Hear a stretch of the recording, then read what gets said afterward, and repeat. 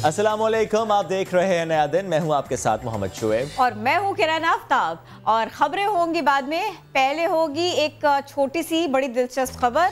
दिलचस्प मेरे लिए, लेकिन परेशानी का बायस उनके लिए जिनको बीमारी की हालत में बैंक जाना पड़ा। एग्जैक्टली बायोमेट्रिक वेरिफिकेशन से मुताल्लिक खबर है। स्टेट बैंक ने हिदायत जारी की है कि जून में बायोमेट्रिक वेरिफिकेशन करानी है, लेकिन इसके लिए हम जो कुछ विजुअल्स आपको दिखा रहे हैं, कुछ तस्वीर आपको दिखा रहे हैं, गैर तस्दीक शुदा बैंक अकाउंट्स, इससे मुताल्लिक खबर है कि आर्जी तौर पर लेन देन बंद कर दिया जाएगा अगर बायोमेट्रिक वेरिफिकेशन, जिसकी बायोमेट्रिक वेरिफिकेशन नहीं होगी। स्पेसिफिकली ये जो केस है, यहाँ पे वो जो चेक था, इस शख्स ने वो चेक जमा कराया हुआ था, लेकिन वो चेक क्लियर नहीं हो रहा था, इसलिए बैंक ने कहा वो शख्स जहां पर भी है, जैसी भी हालत में है तो लेकर आए। फिर वो ड्रिप लगी हुई थी हॉस्पिटल से, उसके यहाँ पर लाए, बायोमेट्रिक वेरिफिकेशन हुई, फिर ये मामला। लेकिन सवाल है किरण, पोर्टेबल डिवाइसेस होती हैं, ले जाते हैं हॉस्पिटल, करवा लेते वेरिफिकेशन, क्या मसला था इसमें? क्या मसला था इसमें?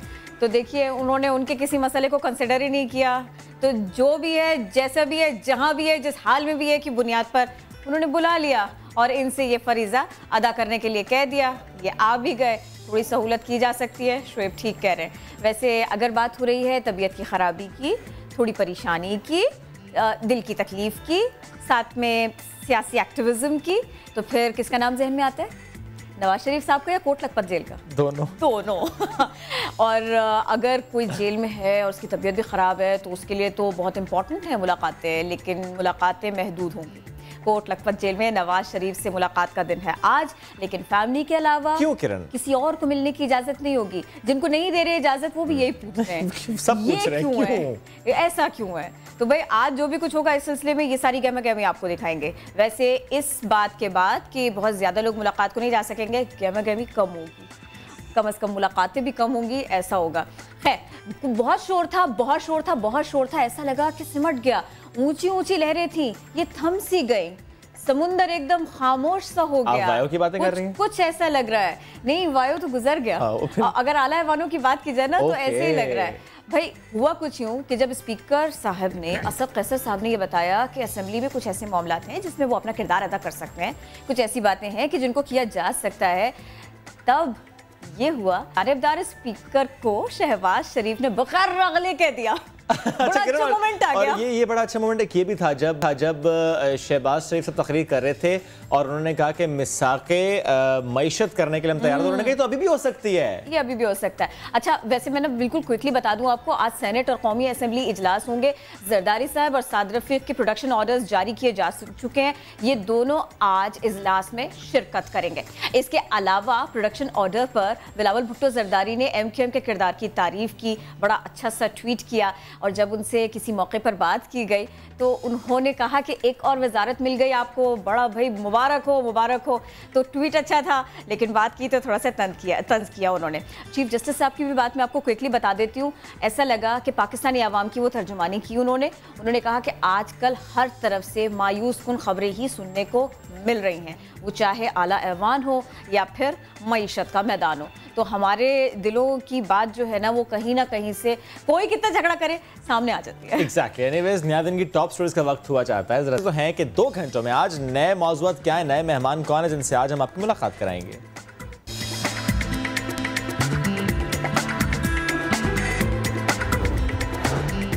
बच्चों के साथ शीशा कैफे जाने का मामला, अदाकारा वीना मलिक और टेनिस स्टार सानिया मिर्जा में तवील तकरार, सोशल मीडिया पर जारी बहस की हकीकत क्या है, जानिए कुछ देर बाद।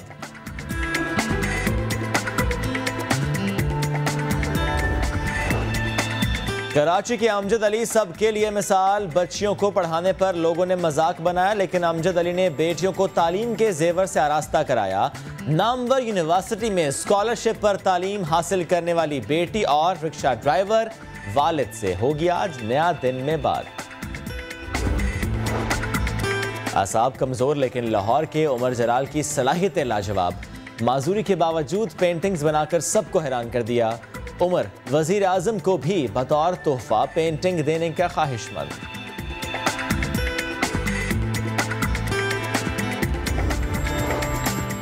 एक क्लिक से लाखों रुपए कमाएं, घर बैठे नौकरियां ले जाएं, सस्ते दामों ब्रांडेड चीजें मंगवाएं। ऑनलाइन फ्रॉड करने वालों के जुमले इंटरनेट सारिफीन के लिए बड़ा घेरा। फ्रॉड कैसे होता है और कैसे बचना है, सब बताएंगे नया दिन में। पाकिस्तानी बच्चों में ज़ियाबतीस की शरह बढ़ने लगी। बच्चों में शुगर की तशखीस कैसे होती है, वालिदैन फिक्रमंद। ज़ियाबतीस से बचाव और इलाज से मुतालिक प्रोग्राम में होगी तफसीली बात।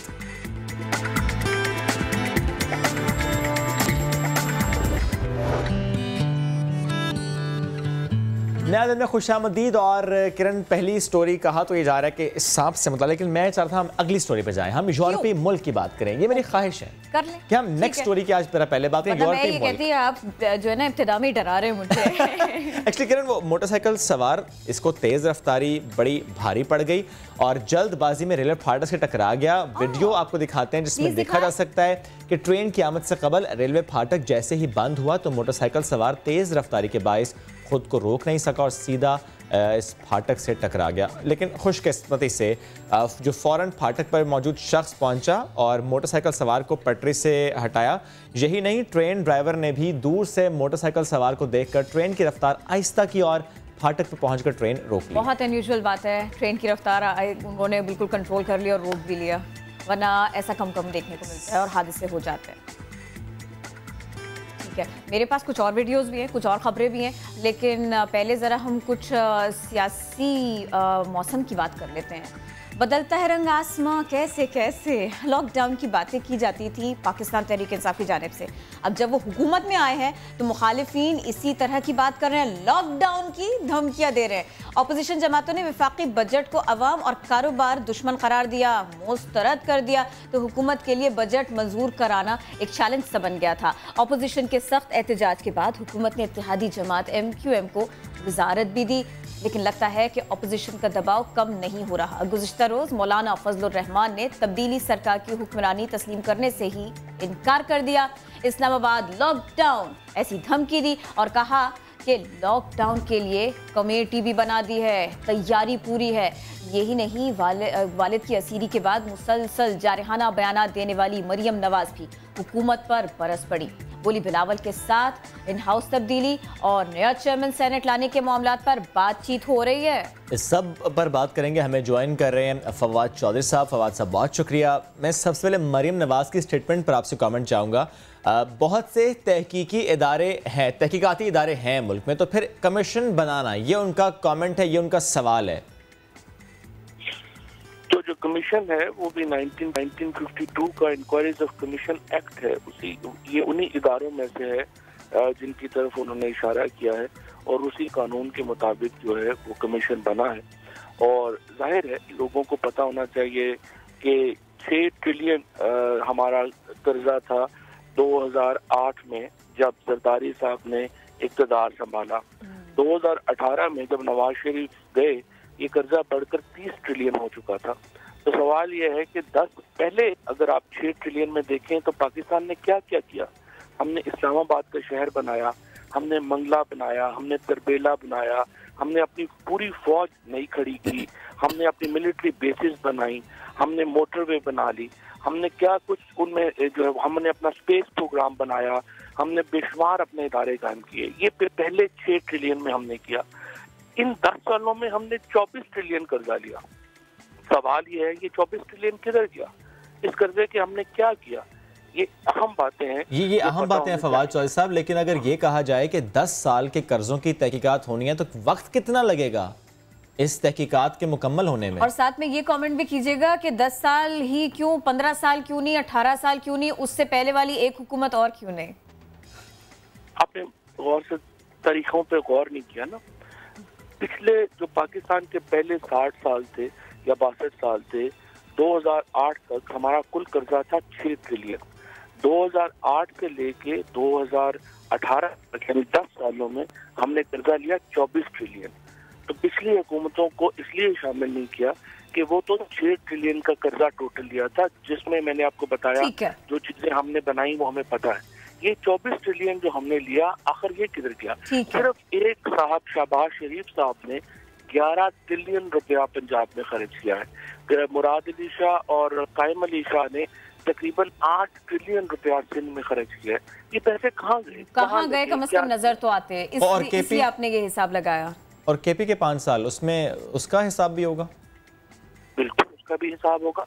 PRT का भी हिसाब होगा, बाकी चीजों का भी हिसाब। और जब ये कमेंट होता है कि मुशर्रफ साहब का जिक्र क्यों नहीं हो रहा, जब ये बातें हुकूमत करे कि इसहाक डार की वापसी के लिए तो हम कर रहे हैं बात, लेकिन मुशर्रफ साहब की वापसी से मुताल्लिक कोई बात नहीं, कोई मुआहदा नहीं, ये फिर तनकीद होती है। मुशर्रफ साहब का को अपना यहाँ पे जो उनके ऊपर कौन सी करप्शन के इल्जाम तो नहीं है, उनके जो लोग, मैं तो कहता हूँ जो लोग उनके साथ हैं उनसे, जो यहाँ पे पाकिस्तान में है उनसे हिसाब से कर दें, तो फिर आधी पार्टी तो नून लीग वाली जो है उसमें आ जाएगी। तो वो तो इतने पॉलिटिकल केसेस उनके ऊपर जो बने हुए हैं वो उसका जवाब वो दें। मसला जो असल है वो तो इसहाक डार का है, तो इसलिए इम्पोर्टेंट है ना, उसमें मेरा और आपका पैसा लेके गया हुआ है, वो पैसा आना जरूरी है। अच्छा, कल ही की बात है, नईमुल हक साहब से हमने बात की थी, उन्होंने कहा कि कोई प्रोडक्शन ऑर्डर जारी नहीं करेंगे किसी को भी, अब ऐसा नहीं हो रहा। इस पे क्या कमेंट करेंगे आप?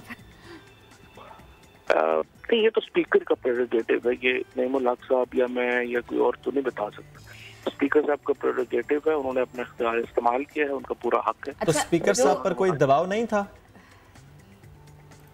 स्पीकर साहब के ऊपर दबाव हो नहीं सकता, जिसके आखिर में देखिए ओपिनियन मुख्तलिफ हो सकती है, मेरी ओपिनियन एक हो सकती है, किसी और की कोई हो सकती है, बट अल्टीमेटली जिसका इख्तियार है इस्तेमाल तो उसने करना।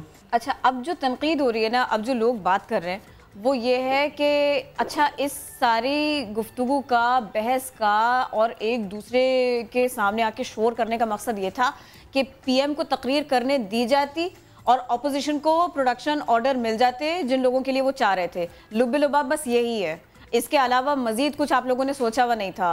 बजट तजवीज़, बजट को अप्रूव कराना, लोगों के हक में सोचना, इसके ऊपर क्या कमेंट करेंगे आप?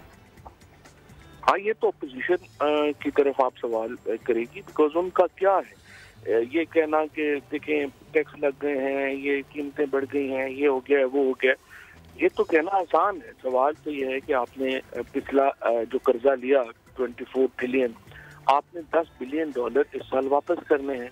तो अपोजिशन हमें गाइड करती, अपना शेडो बजट लेके आती और बताती कि जनाब ये $10 बिलियन आप ऐसे इकट्ठे करें और यहाँ से आप पैसे वापस करें, जिसमें नया कर्जा भी ना लेना पड़े और कोई मनोसलवा उतरे जो हम जिससे हम सारे जो है वो खुशी खुशी बाकी जिंदगी गुजारे। अच्छा, ये तो अपोजिशन का काम था कि वो शेडो बजट देते अपने।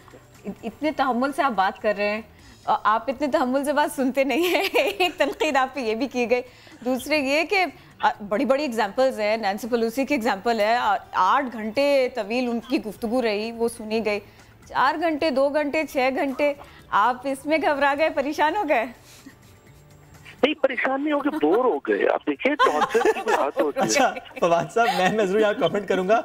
मैं कल उनकी तकरीर सुन रहा हूँ, उन्होंने स्टार्ट में कहा कि मुझे लंबी तकरीर करनी नहीं आती, लेकिन फिर कर गए। और आप देखिए कि उसके बाद उनकी अपनी पार्टी के सारे लोग सो गए, उनके पीछे बैठे हुए सराना सुनाउल्लाह को मैंने जगाया कागज मार के, तुम्हारे लीडर तकरीर कर रहे, बाकी लोग सो गए। सो बेसिकली आपके जगाने में वो जाग गए फिर? हाँ, फिर जाग गए और मैंने उन्हें कहा कि आप अगर आप सोए तो मैं आपकी तस्वीर ले लूंगा। तो मैंने धमकियां दी उनको, PMLN वालों को, फिर वो जागे, वरना वो सारे सो रहे थे। अच्छा, अब जी बाद में मुकम्मल करें फवाद चौधरी साहब।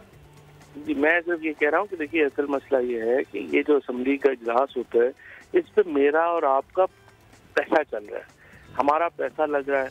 अब ये सिर्फ एक मुकाबला हो गया था कि खुर्शीद शाह ने 4 घंटे तकरीर की थी। अब मुझे बताइए, आप दिल पे हाथ रख के बताइए, खुर्शीद शाह की तकरीर का एक लफ्ज भी किसी को याद है कि उन्होंने क्या तारीखी बात की थी उन 4 घंटों में?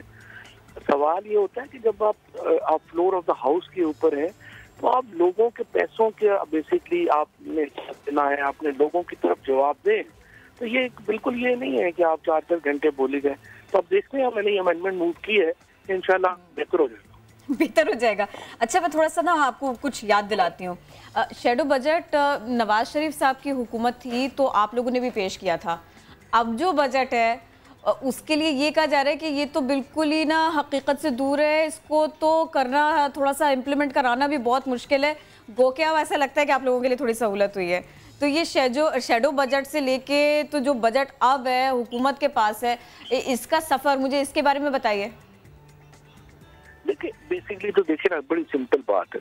आपकी टोटल इनकम है 6000 अरब रुपया, उनमें से 3300 अरब रुपया आप दे देते हैं सूबों को।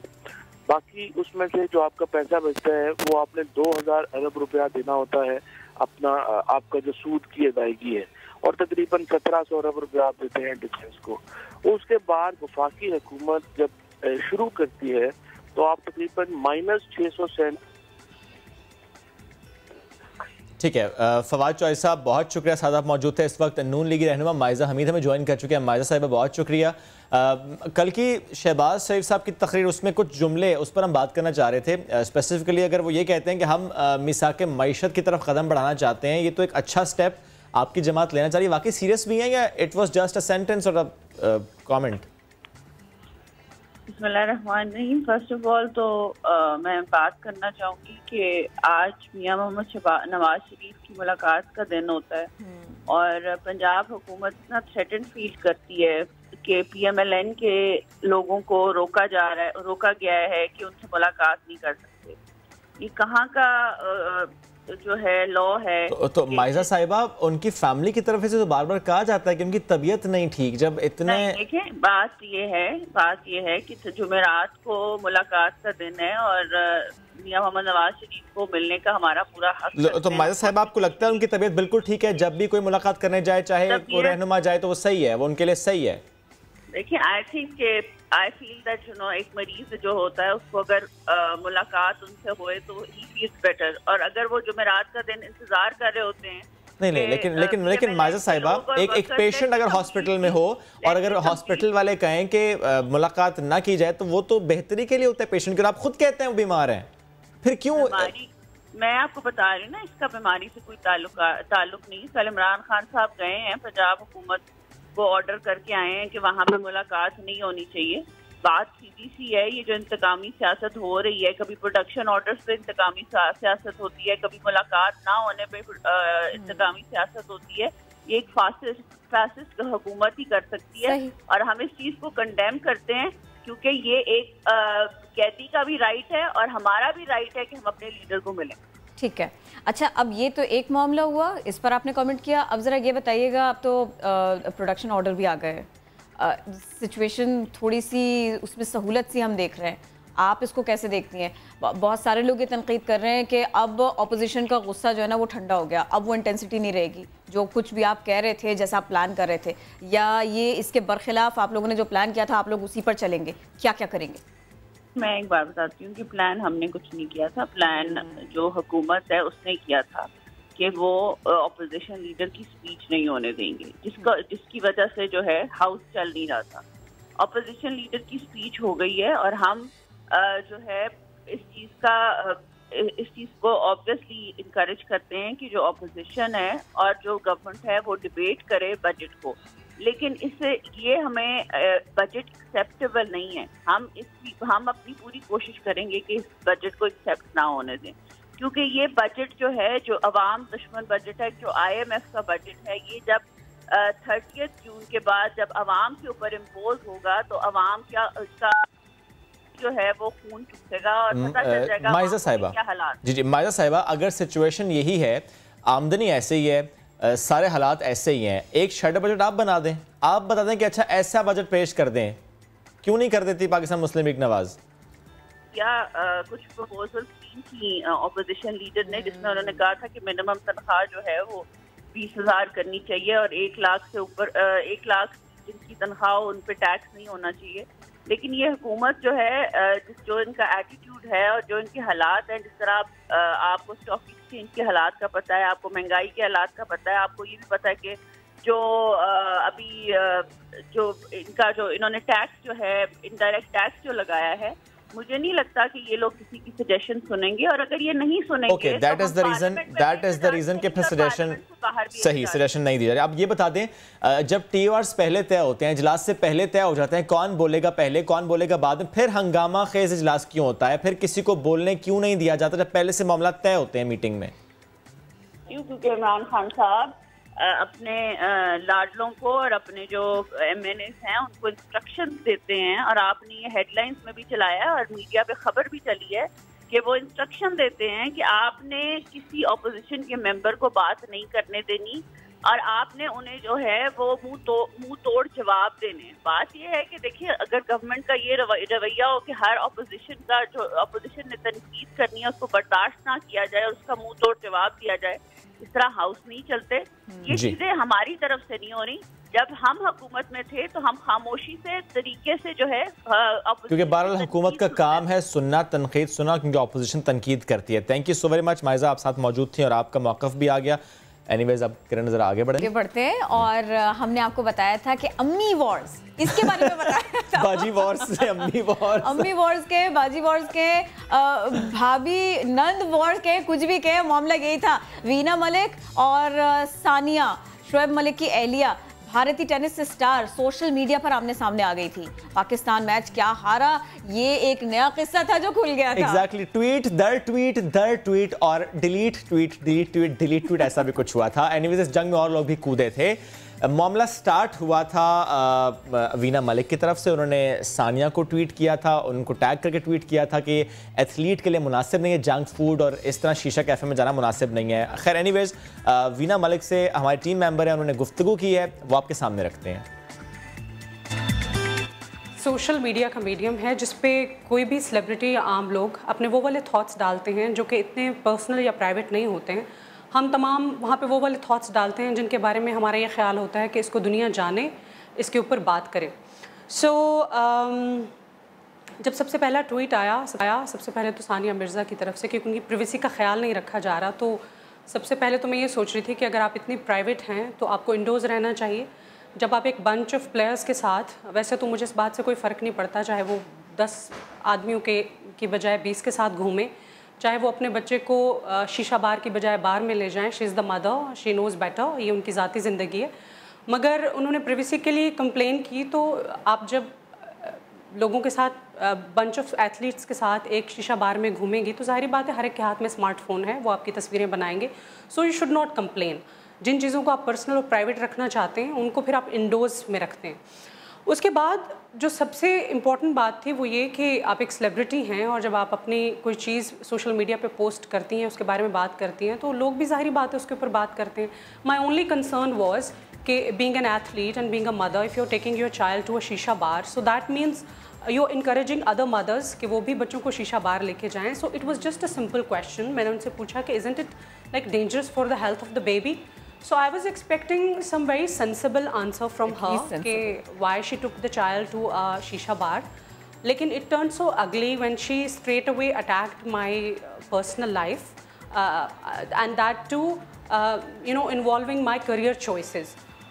मतलब आप, अगर मैं Sania Mirza, she is been like, उनका करियर बहुत ज़्यादा कंट्रोवर्शियल रहा है। मुझे हंसी इस बात की आई कि अगर मैं उनके बारे में ये कभी बात करूं कि you being a Muslim woman, you वोर शॉर्ट्स ऑल योर लाइफ और आप उसमें खेलती रही हैं और आपको बहुत ज़्यादा क्रिटिसिज्म का सामना करना पड़ता रहा है और आपके बहुत सारे स्कैंडल्स थे, but I chose not two point out her scandals because उन्होंने भी ज़िंदगी में बहुत सारा क्रिटिसिज्म फेस किया और मैंने भी ज़िंदगी में बहुत सारा क्रिटिसिज्म फेस किया और दोनों ने करियर चॉइसेस की वजह से। So a woman who been through all that, I wasn't expecting this from her, but she immediately blocked me from her Twitter account. That was not my intention. मेरी intention किसी भी तरह से ना उनसे झगड़ने की थी, ना उनको किसी भी तरह से परेशान करने की थी, बट इट टर्न्ड रियली अगली फ्रॉम हर साइड। ठीक है, ये बात तो एक हो गई। एक बात का तो आपने जो है ना फौरी हमें जवाब दे दिया। अब ज़रा मुझे ये बताइएगा, सानिया ने ना कोई एक ट्वीट पोस्ट करके डिलीट भी कर दी थी, वो क्या मामला था ना? वो आपसे बेहतर कोई नहीं बता सकता, बताइए ज़रा। She straight away attacked me because of my career choices that I made in the past, और उसके बाद she didn't have the guts to keep that and she immediately deleted.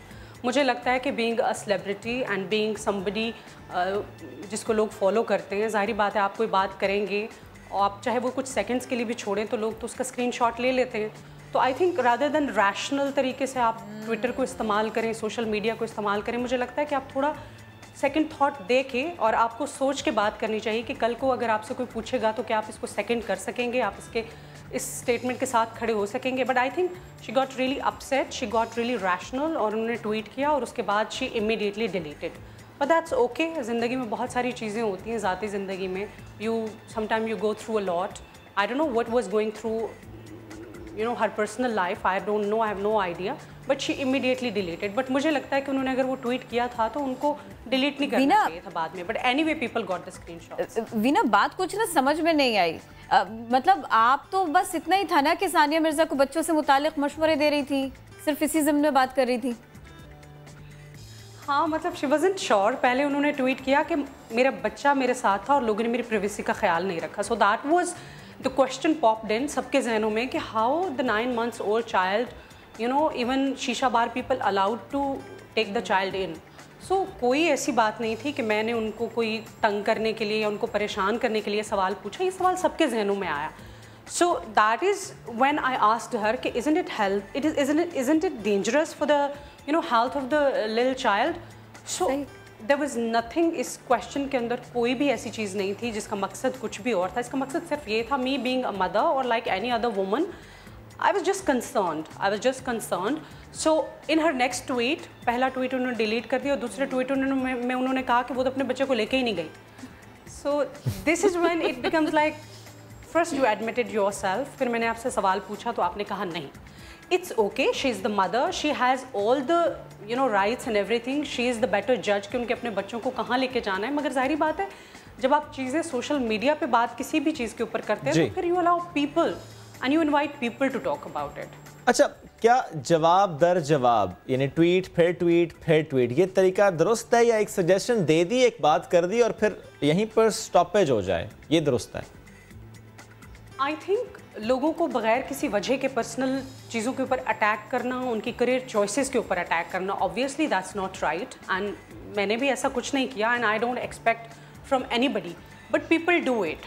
और जवाब दर जवाब, if you just look at my tweets, I was like very composed, I was calm, I was just wanted to make a conversation and that's it. मगर जाहिर बात है, जब लोग आपकी ज़ात के ऊपर कीचड़ उछालना शुरू कर देते हैं तो इसका मतलब ये होता है कि दो don't have any valid point two talk about. ठीक है, वीना मलिक हमारे साथ थी। वीना, सानिया, ट्वीट्स, जो कुछ भी हुआ था उस पर आप हमसे बात कर रही थी। शुक्रिया हमें वक्त देने के लिए।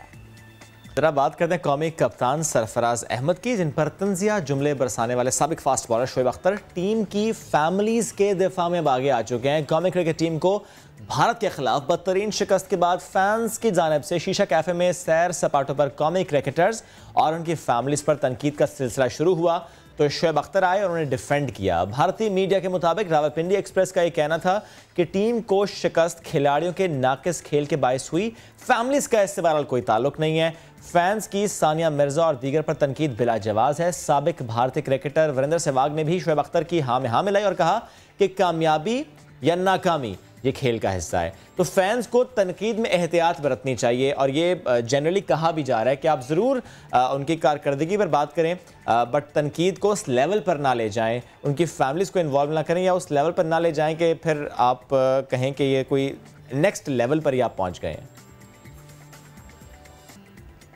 पाकिस्तानी टीवी ड्रामों की मकबूल अदाकारा सज्जद अली और अदाकार अहद रजा मीर की मंगनी सोशल मीडिया पर छा गई है। अब ये जान लीजिए, दोनों फनकारों ने अब तक कई ड्रामों में एक साथ काम किया, केमिस्ट्री सबको पसंद आई। दोनों फनकारों की मंगनी हुई। इस मौके पर उनके लिए बहुत से साथी फनकारों ने नेक तमन्नाओं का इजहार किया, खूब दुआएं दी। इन फनकारों में मायरा खान है, एमन खान है, मुम्मल है, मनाल है और दीगर भी शामिल हैं। यही नहीं, फैंस की जानिब से भी मिठाइयाँ भेजी जा रही है, कार्ड्स भेजे जा रहे हैं और मुबारकबाद का सिलसिला यूं ही अब तक जारी है। चीन से आई है मुबारकबाद, लेकिन किसी और बात पर। लेकिन खबर भी बड़ी अच्छी आई है। चीन में पहले दफा खुदकार तरीके से चलने वाली बस मुतारिफ कराई गई है। 5G ड्राइवरलेस बस, इसका कामयाब तजर्बा कर लिया गया है और ये बगैर ड्राइवर के खुद मुसाफिरों को मंजिल तक पहुंचाएगी। और चीन का सूबा फौजियान यहाँ पर मुतारिफ कराई गई बगैर ड्राइवर मिनी बस माहौल दोस्त भी है। ये बड़ी बात है ना। मैं तो ये सोच रही थी बस ड्राइवर नहीं है, इतनी सी बात होगी, लेकिन ये भी अच्छा हो गया। चलिए, माहौल दोस्त भी है और कम फासले तक सफर करती है, मुसाफिरों को हिफाजत से उनकी मंजिल तक ले जाती है। ये इसकी खासियत है। एग्जैक्टली। और इब्तदाई तौर पर बस को 1.5 किलोमीटर के ट्रैक पर चलाकर देखा गया, जबकि सफ़र के दौरान 3 मकामात पर बस को स्टॉप भी कराया गया।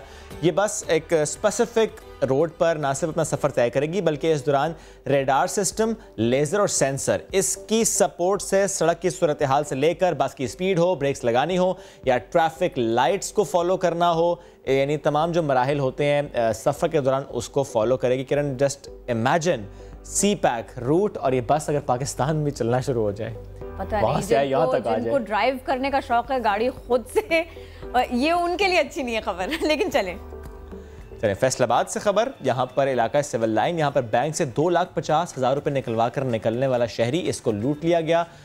इस पर बात करेंगे, हमें ज्वाइन किया यूसुफ चीमा ने। यूसुफ, फुटेज में देखा जा सकता है किस तरीके से आए, लूटा और चले गए, एक्सप्लेन कीजिएगा इस फुटेज को भी और क्या कुछ हुआ अब तक।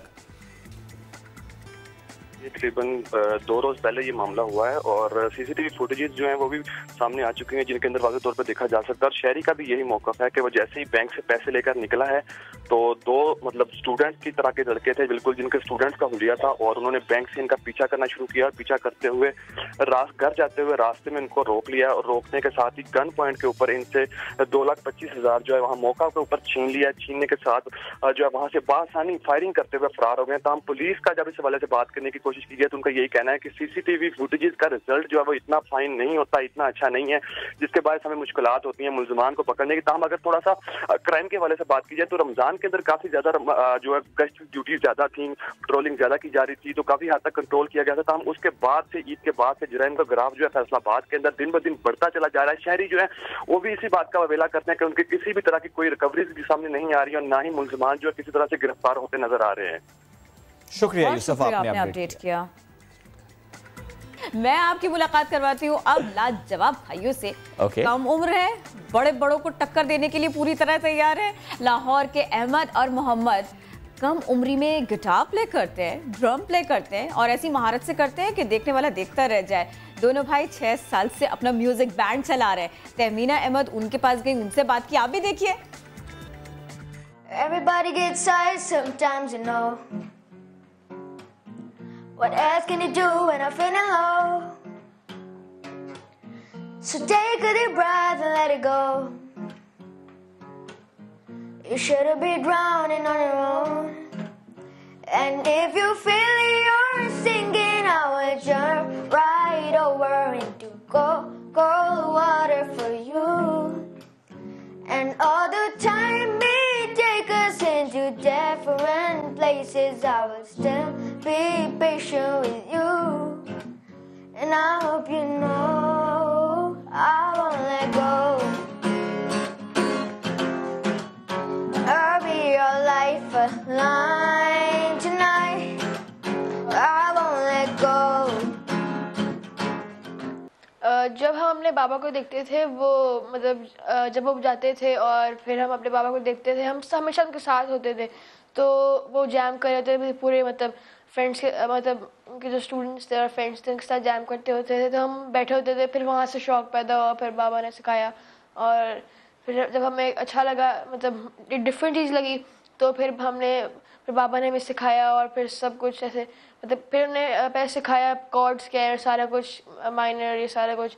और फिर उन्हें बताया कि इंडिपेंडेंटली रिसर्च कैसे करनी है, मतलब जैसे अगर वो ना हो, अगर यहाँ पर कोई भी ना हो, मतलब किसी सिर्फ म्यूज़िक के लिए ही नहीं, मतलब दूसरी चीज़ों के लिए भी, मतलब कुछ भी आपने रिसर्च करना हो। तो फिर बाबा ने बताया कि वो इंडिपेंडेंटली आपने कैसे रिसर्च करनी है, क्या कैसे निकालनी चीज़ें वेब से। यार यही दोस्ती है, किस्मत से जो मिली है, सब रंग चले, सब संग चले, चलते रहे हम सदा। यार यही दोस्ती है, किस्मत से जो मिली है, छूटे ना कभी साथ ये, कभी छूटे ना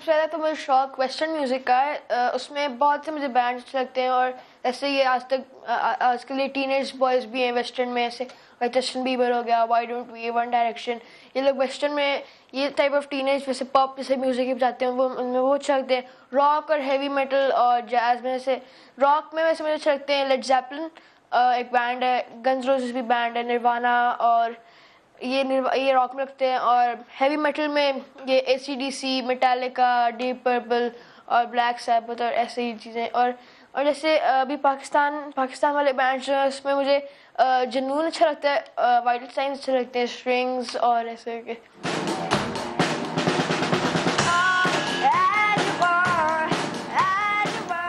जबरदस्त। और जो अगली खबर है वो भी है बहुत ज़बरदस्त। हम कह रहे थे कि जी थर को यूनिवर्सिटी दो, और अब इसके ऊपर काम हो रहा है। थर वालों का मुतालबा, बिलावल भुट्टो का ऐलान, इस पर अमल दरामद शुरू हो रहा है। NED यूनिवर्सिटी के सब कैंपस के क़याम का नोटिफिकेशन जारी किया गया। एकेडमिक ईयर से दाखिले भी यहाँ शुरू हो जाएंगे। हुकूमत ने आइंदा साल पब्लिक यूनिवर्सिटी के लिए बजट रखने का ऐलान कर दिया है। संजय साधवानी इस वक्त मौजूद है मुर्तज़ा वहाब साहब के साथ, तो उन्हीं की तरफ चलते हैं। जी संजय। जी बिल्कुल, थर के नौजवानों ने यूनिवर्सिटी मांगी थी, जिसके बाद चेयरमैन पाकिस्तान पीपल्स पार्टी की जानिब से 2 यूनिवर्सिटियों का ऐलान किया गया था, और अब जो है वो सब कैंपस थर में कायम करने के लिए मंजूरी दे दी गई है। और NED यूनिवर्सिटी की जानिब से नोटिफिकेशन जारी किया गया कि थर में जो है वो जल्द ही जो है वो NED का कैंपस कायम किया जाएगा, और कब से वहाँ पर दाखिलाएँ शुरू होंगी, कौन से वहाँ पर डिपार्टमेंट काम करेंगे, और जो दूसरी यूनिवर्सिटी का ऐलान किया था जो मल्टीपल यूनिवर्सिटी होगी थर के बच्चों के लिए, वो कब बनेगी। इस पर हमारे साथ जो है वो मुशीर इत्तलात सिंध बैरिस्टर मुर्तज़ा वहाब साहब हमारे साथ मौजूद हैं। मुर्तज़ा साहब, कब यूनिवर्सिटी में क्लासेस शुरू होंगी, दाखिला कब से शुरू होगा, और जो ये कैंपस बना है इसमें कौन कौन से जो है डिपार्टमेंट अभी वहाँ पर तालीम शुरू? मैं बहुत शुक्रगुजार हूँ आपका कि इस इम्पोर्टेंट इशू पर आपने मुझे बात करने के लिए मौका दिया। ये जब 10 अप्रैल को बिलावल भुट्टो जरदारी साहब थर कोल पावर प्लांट का इफ्तिताह के लिए जा रहे थे, तो एक बड़ी कैंपेन थी थर के नौजवानों की, जिसमें से आप भी एक थे, जिसमें उन्होंने बात की कि थर के अंदर यूनिवर्सिटी बननी चाहिए। तो मुतालबा एक यूनिवर्सिटी का था। बिलावल साहब ने आपके हुकूक की, आपके राइट्स की सही तरीके से तर्जुमानी करते हुए 2 यूनिवर्सिटीज़ का ऐलान किया। पहला ऐलान था कि फौरी तौर पर NED यूनिवर्सिटी का एक कैंपस जो है वो हम इस्टेब्लिश करेंगे, जिसके अंदर फोकस होगा इलेक्ट्रिकल मैकेनिकल इंजीनियरिंग के ऊपर, ताकि वही बच्चे तालीम हासिल करके थर कोल जैसे प्रोजेक्ट और जो पावर प्रोजेक्ट्स वहाँ पर लग रहे हैं उनके ऊपर पार्टिसिपेट कर सकें। तो उसका प्रोसेस स्टार्ट हो गया था। 10 अप्रैल को जो ऐलान किया गया वो 17 जून को कम्प्लीट हुआ, जब NED के सिंडिकेट ने भी इस बात की मंजूरी दे दी है। मुझे खुशी हो रही है आपसे इन्फॉर्मेशन शेयर करते हुए, जो आने वाला एकेडमिक सेशन है जो कि सितंबर के महीने में इंशाल्लाह स्टार्ट होगा, उसके अंदर क्लासेस भी इस कैंपस की स्टार्ट हो जाएंगी, और थर के बच्चे जो हैं वो मुस्तफ़ीद हो सकेंगे इस बेहतरीन क्वालिटी इंस्टीट्यूट से। जी बिल्कुल, जब ये कैंपेन चली थी तो समा ने भी इस कैंपेन का भरपूर साथ दिया था। प्रोग्राम नया दिन की जो टीम है उन्होंने इस मामले को अपने प्रोग्राम में उठाया था, जिसके बाद अब सिंध हुकूमत ने थर के बच्चों को ये खुशखबरी ज़रूर सुनाई है कि जो NED का कैंपस है वो इसी साल जो है वो जो एकेडमिक साल है उससे अपना काम जो है वो शुरू कर देगा, जबकि जो मल्टीपल यूनिवर्सिटी है उसके लिए जो है वो तैयारियाँ की जा रही हैं, वो भी थर के नौजवानों के लिए जल्दी थर में बना दी जाएगी। जी संजय साधवानी आप हमें अपडेट कर रहे थे, मुर्तज़ा वहाब साहब के साथ भी आपने बात की, शुक्रिया। और ये तो तालीम से जुड़ा एक अहम मसला था। आप ज़रा हेल्थ की बात करेंगे, वो भी बच्चों की हेल्थ, क्योंकि इससे मुतालिक वालिदैन ज़रा फ़िक्रमंद, बल्कि ज़्यादा फ़िक्रमंद रहते हैं, क्योंकि अगर किसी बच्चे को शुगर हो यानी डायबिटिक किड, तो वालिदैन की जो फ़िक्र है वो कई गुना बढ़ जाती है। और इसमें फ़िक्र की एक और बात भी है, कई दफ़ा वालिदैन को मालूम ही नहीं होता कि उनके बच्चे को डायबिटीज़ हो गई है, अब उन्हें इसे मैनेज करना चाहिए। पाकिस्तान में बच्चों में शुगर ये इंतहाई तशवीशनाक मामला बनता जा रहा है। गुज़िश्ता साल से लेकर अब तक बच्चों में डायबिटीज़ के केसेस बढ़े हैं। मुख्तलिफ अस्पतालों और सेहत के लिए काम करने वाली तंजीमों के आदाद शुमार के मुताबिक गुज़िश्ता बरस मुल्क में करीबन 16 लाख बच्चे डायबिटीज़ में मुब्तला हुए हैं। रवा साल इनकी तादाद बढ़ेगी, ये भी कहा जा रहा है, हुआ भी ऐसा। एक्जैक्टली, सब पर बात करेंगे। मैं ज्वाइन किया प्रोफेसर डॉक्टर ज़रीन, आप professor of paediatrics and HOD हैं Liaquat medical and dental college and Gulf medical university Dubai. Thank you so very much for your time. कहा जाता है हेरिडिटरी है डायबिटीज़, अब लेकिन इसकी जो हमें नज़र आ रहा है बच्चों में ज़्यादा नज़र आना शुरू हो जाना है, रीजंस क्या है और मालूम कैसे होता है कि ये जो बच्चा डायबिटिक है? इसमें बेसिकली हेरिडिटरी तो डेफिनेटली है, मगर हेरिडिटरी के साथ एक बहुत मेजर फैक्टर बच्चों में जो डायबिटीज़ का है वो है ओबेसिटी या ओवरवेट होना या मोटापा। अगर अच्छा मैं आपको थोड़ा सा क्लियर कर दूं, बच्चों में 2 तरह की डायबिटीज़ होती है, टाइप 1 एंड टाइप 2। टाइप 1 का मतलब है वो बच्चे जिनके पैनक्रियाज इंसुलिन बिल्कुल नहीं बना रहे, पैदाइशी। ये बच्चे तो जल्दी प्रेजेंट करते हैं, ये नॉर्मली दूसरे तीसरे चौथे साल में प्रेजेंट करते हैं क्योंकि इनकी बॉडी मेटाबॉलिज्म जो ऐसा है कि वो शुगर एकदम से बढ़ जाती है, इंसुलिन है ही नहीं उनकी बॉडी में। टाइप 2 डायबिटीज़ प्रॉबेबली जिसकी आप बात कर रहे हो, ये अब पूरी दुनिया में बढ़ रही है। Even I tell you, Dubai में जहाँ पे आपको पता है कि स्टैंडर्ड्स ऑफ लिविंग बहुत हाई है, खाना पीना बहुत अच्छा है, बच्चे बहुत खाते हैं और ओबेसिटी या मोटापा बहुत ज़्यादा है। उसके साथ हमारा इंसिडेंस टाइप 2 डायबिटीज़ का पूरी दुनिया में बच्चों में बढ़ रहा है। And that is the reason कि हमारा जो रेट्स हैं of picking up diabetes America से लेके यूरोप में एंड मिडल ईस्ट कंट्रीज़ में इंक्लूडिंग पाकिस्तान बढ़ रहे हैं। पाकिस्तान में भी वही रीजंस हैं जो दुनिया भर में? रीजंस आर द सेम, पूरी रीजंस वही हैं, जेनेटिक होता है। अच्छा, अब इम्पॉर्टेंट चीज़ जो मैं पेरेंट्स को इन्फॉर्म करना चाहूँगी उनकी एजुकेशन के लिए, फॉर एनी एज अगर आपके बच्चे का वज़न उसके नॉर्मल वेट से ज़्यादा है, ठीक है, तो वज़न तो हम बच्चे का जब भी हमारे पास कोई भी बच्चा किसी भी बीमारी से आता है हम उसका वज़न चेक करते हैं। आजकल आपको पता होगा junk food and all these Fiji drinks, even जो छोटे बच्चे तो शुगरी सीरियल्स और ये फॉर्मूला मिल्क से भी बच्चे जल्दी से ही बढ़ रहा है कि बच्चों में डाइट जो है that is not a healthy diet. Healthy diet means vegetables, fruits, आपके नेचुरल फाइबर फूड नहीं है डाइट में। अब ये बच्चे जो है जब इनका वजन अपने नॉर्मल वेट से बढ़ना शुरू हो जाता है, they are at high risk for diabetes. और इसीलिए जो अमेरिकन एसोसिएशन फॉर डायबिटीज़ है वो रिकमेंड करती है कि 10 साल पे अगर आपके बच्चे का वज़न ज़्यादा है तो हर पेरेंट्स को चाहिए जाके अपने बच्चे की स्क्रीनिंग कराएं। ओके, नहीं ये जो सॉरी आपकी बात भी कट रही है, ये जो छोटे यानी 3-4 साल का बच्चा जो कि बड़ा बबलू सा बच्चा है, गोल मटोल सा बच्चा है, ये हो खतरनाक भी हो उसके लिए?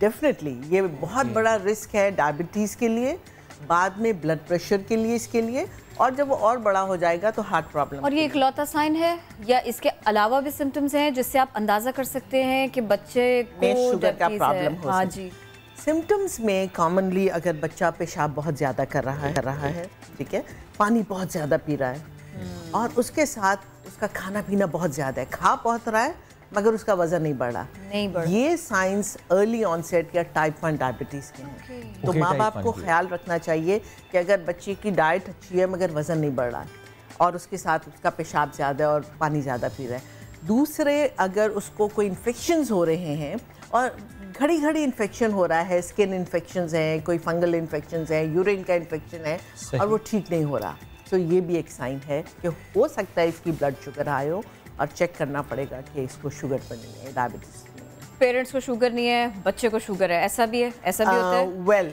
जैसे मैंने कहा कि रिस्क फैक्टर्स में किन किन बच्चों को डायबिटीज़ होने के चांसेस नॉर्मल पॉपुलेशन से ज़्यादा हैं। अगर पेरेंट्स फर्स्ट डिग्री या second degree relative, second degree means के सेकंड कजन्स में आपकी डायबिटीज़ की हिस्ट्री है, एशियन पॉपुलेशन में कंपेयर टू वाइट्स डायबिटीज़ के चांसेस एंड ब्लैक्स में ज़्यादा हैं कहीं भी दुनिया में, तो हम एशियन पॉपुलेशन में आते हैं। थर्ड, अगर जो है बच्चा पैदाइशी उसका वज़न कम था या मदर को ड्यूरिंग प्रेगनेंसी डायबिटीज़ था, जिसको हम जेस्टेशनल डायबिटीज़ कहते हैं, तो ये रिस्क फैक्टर्स हैं कि ये बच्चा अगर इसका वज़न बढ़ रहा है तो इसको चांसेस ऑफ डायबिटीज़ ज़्यादा है। अच्छा, अब चांसेस ऑफ डायबिटीज़ नहीं, बच्चे को हो गई डायबिटीज़, अब क्या करें?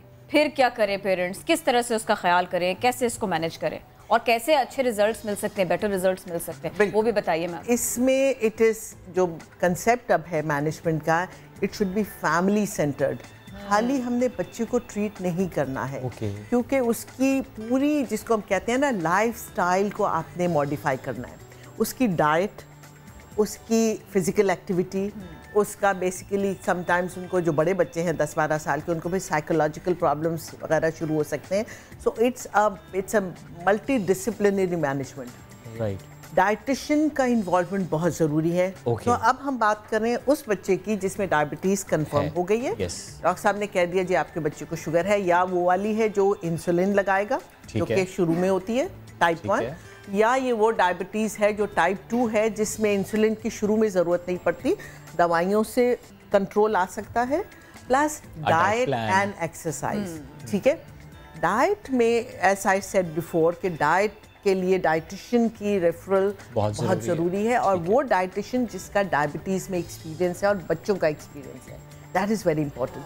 क्योंकि देखिए बच्चे आर डिफरेंट फ्रॉम एडल्ट्स। बड़ा आदमी जिसको डायबिटीज़ है वो ग्रो कर चुका है। अच्छा, मैं यही पूछना चाह रही थी कि जो बड़ा कोई एज ग्रुप में है शुगर पेशेंट, उसको मैनेज करने में और बच्चे को मैनेज करने में ये डिफरेंस भी बताइएगा। बहुत डिफरेंस है, बच्चा ग्रो कर रहा है। लेट्स से हम तो बात कर रहे हैं एक 8 साल के बच्चे की जिसको डायबिटीज़ डायग्नोज हुआ है।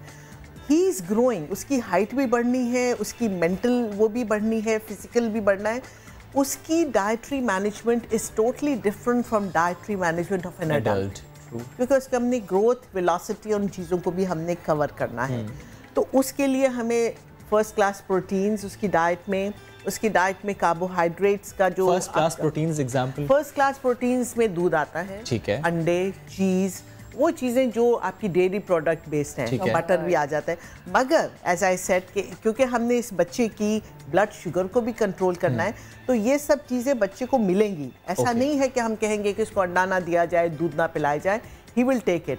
स्किम मिल्क का या लो फैट मिल्क का कोई रोल नहीं है इन बच्चों में जो बड़ों को देते हैं। So he has to take a normal milk, he has to take all this, plus उसकी हेल्दी डाइट में वेजिटेबल्स, फ्रूट्स का रोल बहुत ज़्यादा होगा। सो दैट मीन्स जब वो लंच करेगा या डिनर करेगा तो उसका अबाउट 50% जो होगा बेस वेजिटेबल्स पे होगा, जिसमें हाई फाइबर है, लो कैलोरीज है, प्लस प्रोटीन्स मीन्स के मीट, चिकन, फिश, और टॉफीज, चॉकलेट्स, ड्रिंक्स, सीरियल्स, मिठाइयाँ, डेंस कैलोरिक फूड जिसमें आपके chocolates, cake, pastries, bakery stuff, pasta, ये सब चीज़ें जो हैं बच्चे को ना आदत डालें, अवॉइड करें। बिल्कुल, इसका ख्याल खुद रखना पड़ेगा। ये तो शुरू से, ये तो इनफैक्ट मैं तो रेकमेंड करती हूँ कि नॉर्मल बच्चों को भी इन चीज़ों पे हमें इनकरेज नहीं करना चाहिए। और ड्रिंक्स जो हैं, जितनी फिजी ड्रिंक्स हैं आपके, उनका तो और ये जो कहा जाता है, जिस तरह आपने कहा कि एक तो ज़ाहिर है हेरिडिटरी है, लेकिन दूसरे फैक्टर्स भी हैं। ये जो फिजी ड्रिंक्स का इस्तेमाल बच्चों में बढ़ जाता है, 2 साल का बच्चा वो लगातार पी रहा है फिजी ड्रिंक, उससे उसको हो सकती है डायबिटीज़, वो एक एग्रीवेटिंग फैक्टर हो सकता है। वेल आई वोंट से खाली फिजी ड्रिंक पीने से डायबिटीज़ नहीं होगी, मगर क्योंकि फिजी ड्रिंक में कैलोरीज है और बच्चे को ओबेसिटी की तरफ लेके जाएंगी, वेदर इट्स फिजी ड्रिंक्स या वो चॉकलेट ज़्यादा खा रहा है या वो ओवर ईटिंग कर रहा है या डेली वो बर्गर खा रहा है which is all high calories, तो उसके वेट जब बढ़ना शुरू होगा तो वो ओबेसिटी या मोटापा is the very important main factor जो डायबिटीज़ करेगा। ठीक है, अब मुझे ये बताएं, क्योंकि आपने पहले गुफ्तगू में भी कहा कि एशियन जो पॉपुलेशन है वहाँ पे ज़्यादा चांसेस होते हैं, ज़रा जो हमारा कल्चर है स्पेशली कज़न मैरिजेस, कैसे बचा जाए? टेस्ट पहले करा लिए जाएं, क्योंकि अब तो हर घर में है, अगर आप कहीं पर भी शादी करें हर घर में है, जिससे पूछो हाँ जी हमारे बड़ों में डायबिटीज़ है, कैसे इससे बचा जा सकता है? कोई टेस्ट करवाया जाए पहले, ये ज़रूरी है? फिर गेस्टेशनल डायबिटीज़, उसमें अगर मैनेज कर ले जाए तो उससे बचत हो जाती है? बहुत अच्छे सवालात हैं और ये 2-3 मुख्तलिफ सवालात हैं। सबसे इम्पॉर्टेंट चीज़ कि क्या हम प्रिवेंट कर सकते हैं डायबिटीज़ को, उसके लिए as I said cousin marriages या फैमिली में मैरिजेस में तो आपको पता है हेरिडिटरी प्रॉब्लम्स बढ़ जाते हैं, ठीक है, वो जीन्स आपकी ट्रांसफ़र होती हैं। कोशिश की जाए कि फैमिली में शादी ना की जाए, उससे आप बहुत सारी आपके थैलेसीमिया है, सिकल सेल है और बहुत, लेकिन उसमें अगर टेस्ट करा लिया जाए तो ज़्यादा बेहतर है। अच्छा, इसमें ऐसा जैसे हम कहते हैं ना शादी से पहले आजकल हम कुछ टेस्ट करवा रहे हैं, तो उसमें ज़्यादा से ज़्यादा आप यानी एक फास्टिंग ब्लड शुगर या एक रैंडम ब्लड शुगर करवाया जा सकता है, प्लस वज़न, BMI एंड वज़न। अगर जो शादी कर रहे हैं उनकी फैमिली हिस्ट्री नहीं है डायबिटीज़ की और इनका वज़न भी ठीक है और इनका BMI भी ठीक है और ब्लड शुगर या फास्टिंग का मतलब है 8 घंटे कुछ नहीं खाया हो और आप ब्लड शुगर करें, that should not be more than 126 in children, ठीक है। और रैंडम ब्लड शुगर जो है वो बेसिकली आपका जो है it should not be more than 200 at any time, अब किसी भी वक्त। तो अगर ये चीज़ें नहीं हैं तो दैट मीन्स के चांसेस आई वुड से कि नहीं हो सकते, कम होंगे, चांसेस कम हो जाएंगे। बिल्कुल। और गेस्टेशनल डायबिटीज़ की management is very very important, क्योंकि ये बहुत कॉमन हो गई है। बहुत कॉमन है, उसके भी बहुत सारे फैक्टर्स हैं। अगर हम इसको प्रिवेंट तो नहीं कर सकते, मगर इसको प्रॉपर्ली मैनेज किया जा सके तो चांसेस ये हैं कि फिर जो बच्चा पैदा हो रहा है उसमें डायबिटीज़ के चांसेस कम होंगे। प्लस अगर ड्यूरिंग प्रेगनेंसी बच्चे की ग्रोथ सही हो रही है तो उसमें डायबिटीज़ के चांसेस कम होंगे।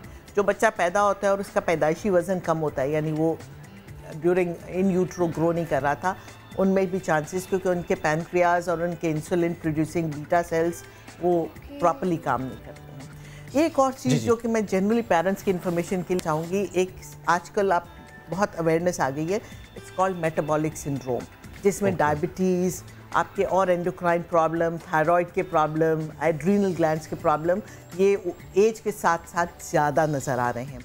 और बहुत सारे आर्टिकल्स आ रहे हैं जिसमें ये बता रहे हैं कि जिन बच्चों में विटामिन डी की डिफिशिएंसी होती है बचपन में, उनको बाद में ये सब problem, blood pressure, sugar, thyroid के प्रॉब्लम्स बाद में ज़्यादा हो जाते हैं। ओके, सो हमें again we come back to the same thing कि बच्चों की डाइट शुरू से from the very first day बहुत हेल्दी होनी बिल्कुल। You have to manage your kids ताकि सब चीज़ें मैनेज रहें, क्योंकि मैनेज करना है डायबिटीज़ तो अब हर घर में है। Thank you so very much doctor ज़रिया, आप साथ मौजूद थे और जिस तरीके से आपने बताया कि प्रिवेंट की तरफ मेयर्स भी लिए जा सकते हैं, बट इन केस अगर है या लगता है कि हो सके तो उसके लिए फिर आपको ज़्यादा प्रिवेंशन करने, बट मैनेज करना है, उस तमाम मैनेज करना है। और अब हमें क्या करना है, अब हमें क्विकली ब्रेक लेना है और ब्रेक के बाद टॉप स्टोरीज, हेडलाइंस, बहुत कुछ है आपको बताने के लिए, स्पेशली ऑनलाइन चूना, उस पर बात करेंगे।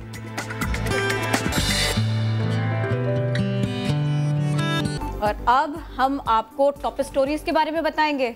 हम आपको ऐसे लोगों के बारे में बताएंगे जो आपको बहुत टॉप पर दिखाई देंगे। कैसे, मैं बताती हूँ। आप अपने बच्चों को क्या तोहफा दे सकते हैं जो सारी जिंदगी उनके साथ चले, इतना वैल्यू रखता हो।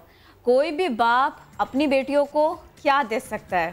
जेवर नहीं, तालीम का जेवर। बड़ी मेहनत से, बड़े प्यार से किसने दिया, आज हम ये जरूर बताएंगे नया दिन के इस हिस्से में। बहुत ही खास मेहमान हमारे साथ होंगे, लेकिन जरा उससे पहले हम आपको एक खबर शेयर कर लेते हैं आपसे। अमेरिका से, जहां चौक से बने फनपारों का मेला सजा, जिसमें माहिर फनकारों के तैयार करदा खूबसूरत फनपारे लोगों की तवज्जो का मरकज बने रहे। ऐसा लगता है कि ये बोल पड़ेंगी सारी की सारी इमेजेस जो इन्होंने बनाई है। अमेरिकी रियासत कोलोराडो का शहर डेनवर, यहाँ के यहीं के ये मनाजिर हैं, यहीं का ये चौक है जहाँ पर ये सब कुछ हुआ है। इस मेले में मुख्तलिफ ममालिक से ताल्लुक़ रखने वाले फनकार आए, हिस्सा लिया और सड़कें सजा दी। और ऐसा लगा कि ये ही कैनवस है, इसी को इन्होंने सजा दिया है। ये चौक से बनाए गए फनपारे, जो देख रहा था, रुक रहा था, ठहर रहा था, बार बार तारीफ कर रहा था, इन फनकारों को सराह रहा था इनकी इस महारत पर। इसमें येलो चौक भी है, येलो चौक भी है, पीला चूजा आपके। येलो कलर वैसे भी अच्छा जा रहा है ना किरण, लकी कलर है। एनीवेज वापस आए हमारे पे, बारिश होगी, सब हम आपको किचन में लेकर जाएंगे। और इमेजिन करिए एक खातून को अगर आप कहें कि हम आपको किचन में लेकर जा रहे हैं और वहां पर सारे बर्तन पड़े धोने, तो किचन में जाने के लिए खातून की क्या हालत होगी किरण? क्या हालत होगी? उस हालत के सुधार के लिए मैं बताती हूँ आपको, बर्तनों का ढेर होगा, खवातीन को परेशानी नहीं होगी, क्योंकि बर्तन धोने के लिए एक रोबोट मुतारिफ कराया गया है। बाजी। हाँ, इसमें बाजी को रोबोट नहीं बनना पड़ेगा। अमेरिकी रेस्टोरेंट में एक ऐसी डिश वॉशिंग मशीन नस्ब की गई है जिसके जरिए एक वक्त में 100 से ज्यादा प्लेट्स यूं चुटकी बजाते ही साफ की जा सकती हैं। बतौर बिजनेस स्टार्टअप मुतारिफ कराई गई मशीन होटल्स में अफरादी कुव्वत और नौकरियों में कमी का सबब तो बन सकती है, लेकिन होटल इंतजामिया और मशीन तैयार करने वाली कंपनी से न सिर्फ होटल्स मालिकान बल्कि घरेलू खवातीन भी इस्तेफादा कर सकती हैं। और इसका मतलब ये हुआ कि आप एक तरफ से बोझ कम करेंगे और दूसरी तरफ कोई ना कोई अच्छी अपॉर्चुनिटी किसी दूसरे इंसान को दे पाएंगे। ट्रू, और स्पेशली अगर घरों की आपने जिस तरह बात की ना, एक दावत का अगर समा हो और उसमें ढेर सारे बर्तन हो, तो ये मशीन आपके पास हो तो कोई मसला नहीं, फिर खातून खाना परेशान नहीं होंगी। जी, खातून खाना परेशान नहीं होंगी। और खातून खाना उस वक्त भी परेशान नहीं होती अगर घर का सरबरा अपनी सारी की सारी जिम्मेदारियों को ध्यान से, प्यार से और अपने स्टाइल में दूसरों से फाइट करते हुए अदा करे, निभा दे।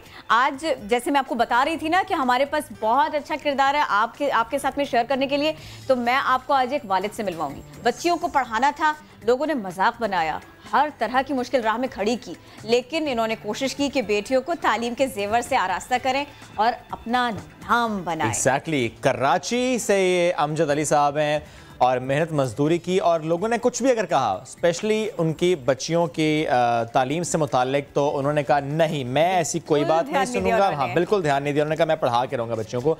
तो आज वो फैमिली हमारे साथ मौजूद है, पूरी फैमिली, अमजद, उनकी वाइफ, उनकी प्यारी प्यारी सी बेटियां, और स्पेशली जो मुस्कान, जिससे कुछ दिन पहले भी हमने मुलाकात की थी। मैं ये दिखाना चाह रही हूँ कि ये प्यारी बड़ी फैमिली है, बहुत सारे फैमिली मेंबर्स हैं। अस्सलाम वालेकुम। सोफा हमारा बड़ा था, आज छोटा पड़ा है।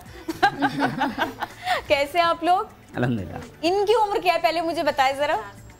4 साल की है। हेलो, अस्सलाम वालेकुम। उसने आते साथ माइक पकड़ लिया है ना? इसमें मैंने सोचा इसलिए पहले बात कर लूं मैं, पापा से बात करने से पहले परी से। क्या बोलूं? कुछ भी बोलो। वालेकुम सलाम। 4 ईयर की हूं। माशाल्लाह 4 ईयर की हैं, जबरदस्त, बहुत क्यूट, बहुत प्यारी हैं आप। और अमजद साहब, मुस्कान आपकी सबसे बड़ी बेटी है? ये तीसरे नंबर की। तीसरे नंबर की बेटी है, जबरदस्त। और ये जिस तरह किरण भी न्यूज़ शेयर कर रही थी कि एक इतनी अच्छी यूनिवर्सिटी में स्कॉलरशिप पर तालीम हासिल करना हर किसी का ख्वाब होता है। अच्छी यूनिवर्सिटी में पहुंच जाना ही ख्वाब, और फिर स्कॉलरशिप पर पहुंच जाना तो एक बड़ा ख्वाब, और शी डिड इट। सर मुझे ये बताइए, शादी को कितने साल हुए? क्योंकि मैं आपसे ये जानना चाहती हूँ कि आपके स्ट्रगल को कितने साल हुए? तकरीबन 22 साल हो गए। 22 साल हो गए। और 22 साल में कोई दिन भी ऐसा नहीं है कि जिसमें आपने मेहनत नहीं की, या आपने और अपने लिए नहीं सोचा है? पहले दिन से आप फैमिली के लिए सोचते आए। तो जब आप ये सोचते थे कि ये मेरी बेटियां हैं और मुझे इनको पढ़ाना है, लोग किस तरह से आपको थोड़ा थोड़ा परेशान करते थे? कुछ शेयर करना चाहेंगे आप? लोग तकरीबन हर तरह से परेशान करने की कोशिश करते थे।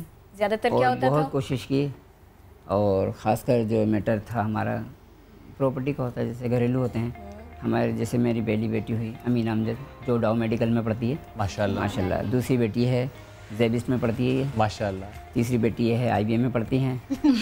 चौथी बेटी जो है मंचो कॉलेज में पढ़ती है, TCF के, माशाल्लाह। वो कह रही ये भी बताया ना चोट कैसे लगी है। तो माशाल्लाह मेरी कोशिश यही है कि बेटी हैं, ये बेटी नहीं बेटे हैं मेरे, माशाल्लाह अल्हम्दुलिल्लाह। और सारे बेटे हैं। एक बेटा है मेरा 12-13 साल का। और घर में यही होता रहता है, सबसे ज्यादा यही बातें करती हैं। पापा इनको देखो, पापा एक दफा बोल दें। मेरे बेटे लग गई इनके ना, तो मेरी कोशिश हॉस्टल में होती है ना, कम आती है तो माइक ले लीजिए। दरअसल मुस्कान हॉस्टल में होती है, IBA के तो कम आती है ना, तो ये मुस्कान को देख के वापस दे दें, वो रो देंगी वरना। आपका है, बिल्कुल आपका है। बिल्कुल, हमें याद है मुस्कान कुछ दिन पहले भी हमारे साथ मौजूद थी, और द सिटीजन फाउंडेशन उनकी एक काविश है, उन्होंने आपको एक बड़ा अच्छा प्लेटफॉर्म दिया, ना सिर्फ स्कूल कॉलेज के लेवल पर बल्कि आगे यूनिवर्सिटी और काउंसलिंग के हद तक उन्होंने बड़ा सपोर्ट किया आपको। ये एक बड़ी अच्छी काविश द सिटीजन फाउंडेशन की है। Coming back to the proud father Amjad sahab, ज़ाहिर है पूरा दिन मेहनत मजदूरी रक्षा है, एक बड़ा कराची का मौसम उसमें चलाना, और ऐसे में परेशानी है औलाद की तालीम की, लेकिन आपने बड़ी खूबसूरती से, मैं कहूँगा कि उस परेशानी को पिछाड़ दिया। बस लोगों की दुआएं हैं अल्हम्दुलिल्लाह, बेशक, और अल्लाह का करम है, बेटियां हैं, अल्लाह की रहमत है। बेशक लोगों ने बहुत तरह की कोशिशें की हमारे साथ कि बेटियां ना पढ़ पाएँ, पर अल्हम्दुलिल्लाह सब कुछ चल रहा है। सब कुछ चल रहा है माशाल्लाह। सुबह कितने बजे निकलते हैं आप घर से? मैं तकरीबन पौने 7 बजे निकल जाता हूँ। और फिर वापसी कब होती है? बच्चों को टाइम कब देते हैं? 7:30 बज जाते हैं। उसके बाद मैं आधा 1 घंटा रेस्ट करता हूँ, उसके बाद फिर दोबारा रक्षा चलाना शुरू कर देता हूँ। तो ये फिर इनमें से ये मुझे तो लगता है ये जरूर कहती होंगी पापा रुके, ये कहती भी हैं और रुकती भी हैं। अच्छा जी। तो सबसे ज्यादा इन्हीं की मान ली जाती है। जी जी। आजकल यही है, ये प्राइम मिनिस्टर है घर में। अच्छा, मुझे ये बताएं, जिस तरह आपने कहा कि लोग बहुत बातें करते थे, फैमिली के भी, मोहल्ले के भी, सब बच्चों की तालीम के मुखालिफ थे क्या? नहीं, जैसे अपने ज़्यादा बेचारे परेशान होते हैं, क्या ख्याल है? मोहल्ले वाले बहुत कोऑपरेट करते हैं हमारे साथ, बहुत कोऑपरेट किया है उन्होंने। बस ये है कि अपनों की वजह से बहुत तकलीफ़ उठाई हैं। बस एक दफ़ा तो ऐसा हुआ कि इसी बिना पे जो है ना जेल जाना पड़ा, भाइयों की बिना पर। तो मेरी बड़ी बेटी जो है मीना डाउ में पढ़ती है, वो आई आगे और उन्होंने थाने में बात की। थाने में बात करके मेरे को वहाँ से निकलवाया तो मुझे लगा कि ये बेटी नहीं, बेटे हैं। ये बेटा एग्जैक्टली मेरे बेटे ही हैं। Exactly I remember the moment जब हम बाबा को जेल जाना पड़ा था, क्योंकि जब हमारा तैयबू के साथ कोई प्रॉपर्टी केस था तो उन्होंने बाबा पे कुछ किया था और बाबा जेल जाने लगे। तो अब हमारा कोई बड़ा भाई नहीं है और सारे कज़न्स वगैरह इसलिए आगे नहीं आए बिकॉज के फैमिली मैटर है और पुलिस का मसला है, वो लोग इन्वॉल्व ना हो जाए। And we were very tense और वो खुद भी नहीं आना चाहते थे और जो हमारे दूसरे लोग थे वो चाहते थे कि हम भी ना आएँ बिकॉज तुम तो लड़कियाँ और लड़कियाँ जेल नहीं जाती, पुलिस थाने नहीं जाती। But my elder sister went because मामा की उस दौरान तबीयत भी ख़राब थी, मामा को डायबिटीज़ डायग्नोज हुई थी और अलीशा उस वक्त बॉर्न नहीं हुई थी, तो वो काफ़ी ज़्यादा लेकिन ये क्रिटिकल टाइम था, मुश्किल वक्त था। आप बहुत हौसले से बात कर रही हैं, आप भी बड़े हौसले से बैठे हैं, लेकिन आप आंसू पी रहे हैं बाकायदा। अभी भी बहुत तकलीफ है उस सारे माहौल की, उस सारे वाक़े की। ये बहुत ज़्यादा क्राइसिस है, मगर ये है कि अल्लाह ताला की मदद थी, TCF लोगों का साथ था। TCF का बड़ा हमारे साथ, कोई नहीं सपोर्ट किया उन्होंने, TCF वालों ने एक बच्ची को ही नहीं सपोर्ट किया, मेरी बड़ी बेटी को भी किया। ये चारों बेटियां पांचों ये भी TCF में पढ़ती है और उन्होंने सबने ही सबको लेकर चले। जहाँ जहाँ मेरी हिम्मत ख़त्म हुई, जहाँ जहाँ मैं टूटी, वहाँ की टीचर्स इतनी अच्छी हैं, उन्होंने बहुत हौसला अफजाई करी मेरी और हर तरह से हमें सपोर्ट किया। और ये TCF का हाथ है जो बच्चे आज इतनी बड़ी यूनिवर्सिटियों में पढ़ रहे हैं। ये जो सारा मामला था कि भाई जेल जाने तक की बात हो गई, उस सारे माहौल में पुलिस का क्या किरदार था, उनका रवैया कैसा था, वो लोग क्या कर रहे थे, थोड़ा सा मुझे किरदार तो सबको पता है कि पुलिस था। अगर पुलिस के बारे में हम कहेंगे ना तो हमें उसी माशरे में रहना है और डर भी लगता है थोड़ा सा, और यही कहेंगे बस पुलिस ज़्यादातर पैसों की होती है। हमारे जेठ जो है करोड़पति हैं और हम जो हैं बजट हमारा। लेकिन आपके पास अब ये सरमाया है, ये जो आपके पास अल्लाह की रहमत है ना, ये आपका सरमाया है, इसमें कोई शक नहीं है। पाक परवरदिगार का, अल्लाह ताला ने इतनी ज़हीन माशाल्लाह अच्छी बेटियां अता फरमाई। माशाल्लाह। मुझे ये बताएं, बिल्कुल भी ऐसा नहीं महसूस होता कि सिर्फ मेरी बेटियां हैं, एक ही बेटा है, मगर मुझे महसूस होता है ये सारे मेरे बेटे हैं। बिल्कुल। मेरे जेठ ने कहा चौथी बेटी इनसे, और भी लोगों ने कहा कि बेटियां ही हो रही हैं, जैसे मतलब इससे ये वो, लेकिन हमारे शौहर ने बहुत साथ दिया हमारा। अल्लाह राजी हो, वहाँ पर अल्लाह की रहमत आती है, बेशक कोई शक नहीं है। और अल्लाह हमें निकालता रहा, बेशक ये अल्लाह इन बेटियों के नसीब से सब कुछ मिलता है। बेशक। मुझे ये बताएं, ये सोचा था आपने अपनी तमाम बेटियों से मुताल्लिक अच्छे कॉलेज, अच्छी यूनिवर्सिटी में जाएंगे, स्कॉलरशिप पर जाएंगे, सोचा था ऐसा? ये तो मेरा शुरू से ख्वाब था, लेकिन आपको लगता था ये हो पाएगा? जी ऐसा था मुझे कि शायद ना हो पाए, लेकिन जब TCF स्कूल मिला मुझे तो वहाँ पे टीचर्स से मिलकर मैं इतनी मुतमईन हुई सही कि मुझे उम्मीद नहीं थी, जिस तरह से उन्होंने कहा मुझसे, जिस तरह से उन्होंने करा सही। मतलब जब कभी फीस नहीं होती तो फीस नहीं हम देते थे, कभी कोर्स नहीं होता क्योंकि वो मिनिमम जितना दे सके वो कहते हैं वो काफ़ी है। अमजद साहब जी मैं आपकी तरफ आना चाहूँगा। जब ये मालूम हुआ कि मुस्कान को अब स्कॉलरशिप मिले, ज़ाहिर है पहले भी सफ़र बड़ा अच्छा चल रहा है, लेकिन अब एक अच्छी यूनिवर्सिटी में, टॉप यूनिवर्सिटी में स्कॉलरशिप मिल रही है, उस वक्त क्या आपके जज्बात थे? बहुत खुशी की बात है, बहुत खुशी हुई कि माशाल्लाह मेरी बेबी को इतनी बड़ी स्कॉलरशिप मिली, जहाँ हम सोच भी नहीं सकते, सही है ना। और बड़े क्राइसिस हों, जहाँ आमदनी के वसाइल ना हों इतने, और वहाँ चले जाना बहुत बड़ी बात है। अच्छा, अब जब आप इन लोगों को आप जाते हुए देखते हैं ना, आला तालीमी इदारों में, यूनिवर्सिटीज़ जाते हुए देखते हैं, अच्छे मार्क्स लाते हुए देखते हैं, तरक्की पाता हुआ देखते हैं, तो आपको याद आता है कि कभी मैंने ऐसा सोचा था? और क्या उन खुशी के लम्हात में, उस सुकून की घड़ी में आपको ये भी याद आता है कि लोगों ने मुझे क्या क्या कहा, मैंने कितनी स्ट्रगल की, कितना परेशानी उठाई? इनके ऐसे देखते हैं तो सब कुछ भूल जाते हैं माशाल्लाह। वही रह जाता बस हमारी कहानी यहीं से शुरू होती है, यहीं ख़त्म हो जाती है बच्चियों को माशाल्लाह। जो कुछ भी किया अब तक इनके लिए किया, और आगे भी आपको जो कुछ करना है बच्चों के लिए करना है। बेशक। अच्छा, अब तो किया ही किया, हमारे बच्चों ने भी बहुत मेहनत करी। जैसे हमारे पास मनी प्रॉब्लम थी, बजट नहीं था, बसों से जाना आना। सेंट लॉरेंस कॉलेज से एंटर किया है तो माशाल्लाह बस से जाती थी, मुस्कान मेरी बस से आती थी। जब ये आती थी मैं कहती मेरी बच्ची कितनी काली हो गई। कराची की बस है, कराची की बस। और ऐसे लटक के, और अभी भी ये हमारी जो सर्विस जाती हैं बेटी, ये बस से ही आती जाती हैं, इनकी वो नहीं है। तो मतलब बच्चों ने भी बहुत मेहनत करी है, जिसका फल अल्लाह ताला हमें दे रहा है। बहुत मेहनत करते हैं और बहुत तंदरुस्ती में बेचारे गुजारा करते हैं। आज जो डाव वाली है उसका आज पेपर है, 3 बजे से स्टडी कर रही थी वो, इसीलिए यहाँ नहीं आ सकी बड़ी बेटी। मुझे ये लगा कि ये सो रही होंगी तो ये नहीं आएंगी, मैं चॉकलेट्स नहीं लाई वरना। ये आपको पोएम भी सुनाएंगी, सुनाइए। 1 2 3 4 1 child got out to life 6 7 8 9 10 11 I was going. Then I go. Have it with my finger, so this finger is yours. माशाल्लाह. This finger on my head. Wow. Thank you so cute. माशाल्लाह माशाल्लाह. अच्छा मुस्कान, मैं दोबारा आप पर ही आऊँगा, बल्कि आपसे भी मैं बताएं चले वन बाय वन पहले मुस्कान से स्टार्ट कर लेते हैं. स्पेशली पेरेंट्स, बट स्पेशली आपके फादर, उन्होंने वो ख्वाब भी देखते हैं, वो आपके लिए फिर मेहनत भी करते हैं, सुबह जाते हैं, शाम तक मेहनत करते हैं, आप पे इन्वेस्ट कर रहे हैं. अब आपने गिव बैक भी तो करना है अपने पेरेंट्स को, इस सोसाइटी को. उसके लिए क्या सोचती हैं?